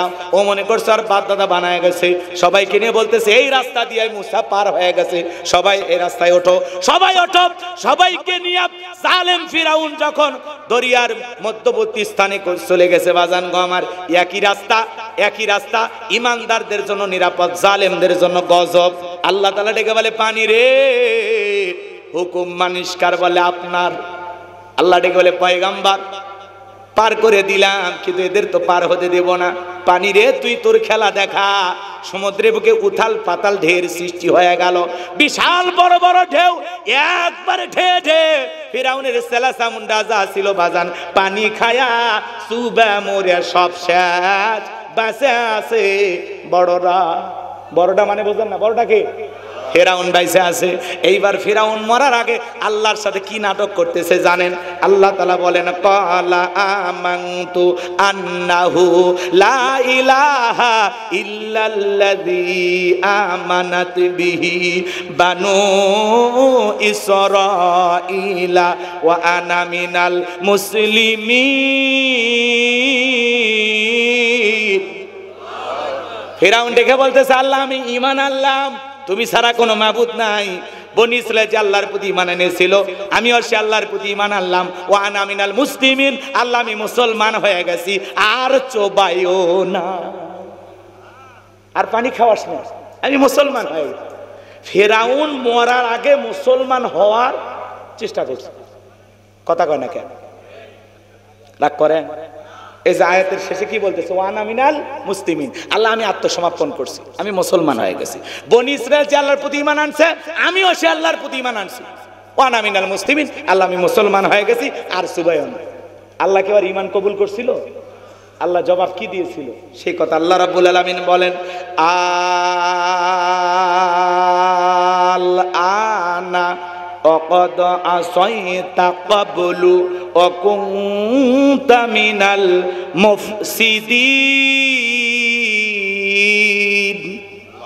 সূরা ইউনূসের ভিতরে আল্লাহ তাআলা জানিয়ে দিলেন, আল্লাহ তাআলা বলেন এখন ঈমান আনছো, এখন এর আগে কি করেছো? বিশৃঙ্খলা সৃষ্টি করেছো, ক্ষমতার দাম্ভিকতায় অহংকারে জুলুম করেছো, অত্যাচার করেছো, নাফরমানি করেছো, বিশৃঙ্খলা সৃষ্টি করেছো। ক্ষমতার দাপটে 40 বছর শিক্ষা ব্যবস্থা বন্ধ করে রেখেছিলে, ঘরে ঘরে মূর্তি ঢোকায়া দিয়েছো। তোমার বাড়ি দাসী আমি আল্লাহকে রব বলে স্বীকার করার কারণে গরম তেলে চুবাইয়া বিদায় করে দিয়েছো। তোমার স্ত্রীকে পর্যন্ত আমাকে রব বলে স্বীকার করার কারণে জুলুম করে হত্যা করে বিদায় করে দিয়েছো। আজকে মূসা এবং তার অনুসারীদেরকে হত্যা করার জন্য আক্রমণ চালিয়েছো। ফিরাউন রে, তোর পাপের 16 কলা পূর্ণ হয়েছে, তোর ঈমান আমি আল্লাহ কবুল করলাম না। তবে মরার আগে শোন, আমি আল্লাহ তোর লাশটা রেখে দেব পৃথিবীবাসীর জন্য শিক্ষার জন্য। কথা কয় না কেন? ফেরাউনের লাশটা আগ পর্যন্ত এই পৃথিবীর জমিনে কোনো মানুষ মারা গেলে লাশ ভাসেনি। ভালো করে বুঝবেন, এই পৃথিবীতে প্রথম যে মানুষের লাশটা মরার পরে ভেসে উঠেছিল তার নাম কি? তার নামটা কি? ফেরাউন। আল্লাহ বলতেছে তোর লাশটা আমি রেখে দেব। আজও মিশরের জাদুঘরে ফেরাউনের লাশটা আছে না? মুসা প্রেমিকেরা যায় পায়ের জুতা খুলে মারে, এই সেই ফেরাউন মার জুতা, এই সেই ফেরাউন মার জুতা। আর কি অ্যাপস নামছে, ওই মরা সুটকি ফেরাউন পর্যন্ত হাসে ছাড়ছে। কি একটা অ্যাপস নামছে না ভাই? ছোট ছোট বাচ্চারা জন্ম নিচ্ছে, বলতেছে আমি এই দেশে থাকবো না। কে? এই দেশে জন্ম নিলে ট্যাক্স দিতে হয়, আছে না? আমরা আবার মায়ের গর্ভে ফেরত যাবো। কি আইন নামছে ভাই? মানুষ একেবারে পাগলা হয়ে গেছে। রাগ করতেছেন আপনারা? ওই AI অ্যাপস দিয়ে ফেরাউন সুটকি সেটা পর্যন্ত হাসতেছে। হাই রে, আজিব তামাশা। ফেরাউনের সুটকি দেখে মুসা প্রেমিকেরা জুতা মারতেছে। চিন্তা করেন, যদি জিয়াতা ফেরাউনক পাইতো আর চামড়া দিয়ে ডুগডুগি বাজাইতো। কথা বলে ঠিক কিনা? এই জন্য পরিষ্কার বলে দিতে চাই বাংলার মুসলমান, নমরুদের জায়গা যেমন হয় নাই, ফিরাউনের জায়গা যেমন হয় নাই, আবু জেলের জায়গা যেমন হয় নাই, ওই নেতানিয়াহু সহ নরেন্দ্র মোদী সহ যারা মুসলমানের রক্তের খেলা করতেছে, ওই জালেমদের পরিণতি নমরুদ ফিরাউনের চাইতে ভয়ঙ্কর হবে। কথা বলে ঠিক কিনা? এই জন্য আমি পরিষ্কারভাবে বলতে চাই, ইসলামের বিজয় আনার জন্য যদি কখনো ডাক আসে, বিবির কাছ থেকে বিদায় নে, সন্তানদের কাছ থেকে বিদায় নে, মাথায় কাপড়ের কাপড় বেঁধে করার জন্য, ইসলামের জন্য কারা কারা জীবন দিতে প্রস্তুত হাত তুলে দেখান। লিল্লাহি তাকবীর। আল্লাহ আমাদের জীবনকে ইসলামের জন্য কবুল করেন। একটু জোরে বলেন আমিন। আমরা মুসলমান, আমরা যেন আল্লাহর প্রিয় গোলাম হয়ে মৃত্যুবরণ করতে পারি, আমরা যেন দিন কায়েমের পথে লড়তে পারি। আল্লাহ কবুল করেন। জোরে বলেন আমিন। অনেক রাত হয়েছে, আর কষ্ট দেব না। বগুড়াবাসী আপনাদেরকে ধন্যবাদ। গভীর রাত পর্যন্ত আমার মতো ভাঙ্গা ভাঙ্গা মানুষের আলোচনা শুনেছেন। যতটুকু আলোচনা হয়েছে আল্লাহ বাস্তব জীবনে কথাগুলো আমল করা তৌফিক দান করেন। পুরো পৃথিবীতে যত জালেম আছে আল্লাহ এদেরকেও যেন নমরুদ ফিরাউনের মতো পতন ঘটিয়ে দেন। মুসলমানদেরকে আল্লাহ যেন নিরাপদ একটা পৃথিবী দান করেন, জোরে বলেন আমিন। যতটুকু আলোচনা হয়েছে আল্লাহ আমাদের এই আলোচনাকে কবুল করেন, নিশিন্দারায় যুব সমাজকে কবুল করেন, উপশহরবাসীকে কবুল করেন। আখিরি দাওয়ানা আনিল হামদুলিল্লাহি রাব্বিল আলামিন। আসসালামু আলাইকুম ওয়া রাহমাতুল্লাহি ওয়া বারাকাতুহু।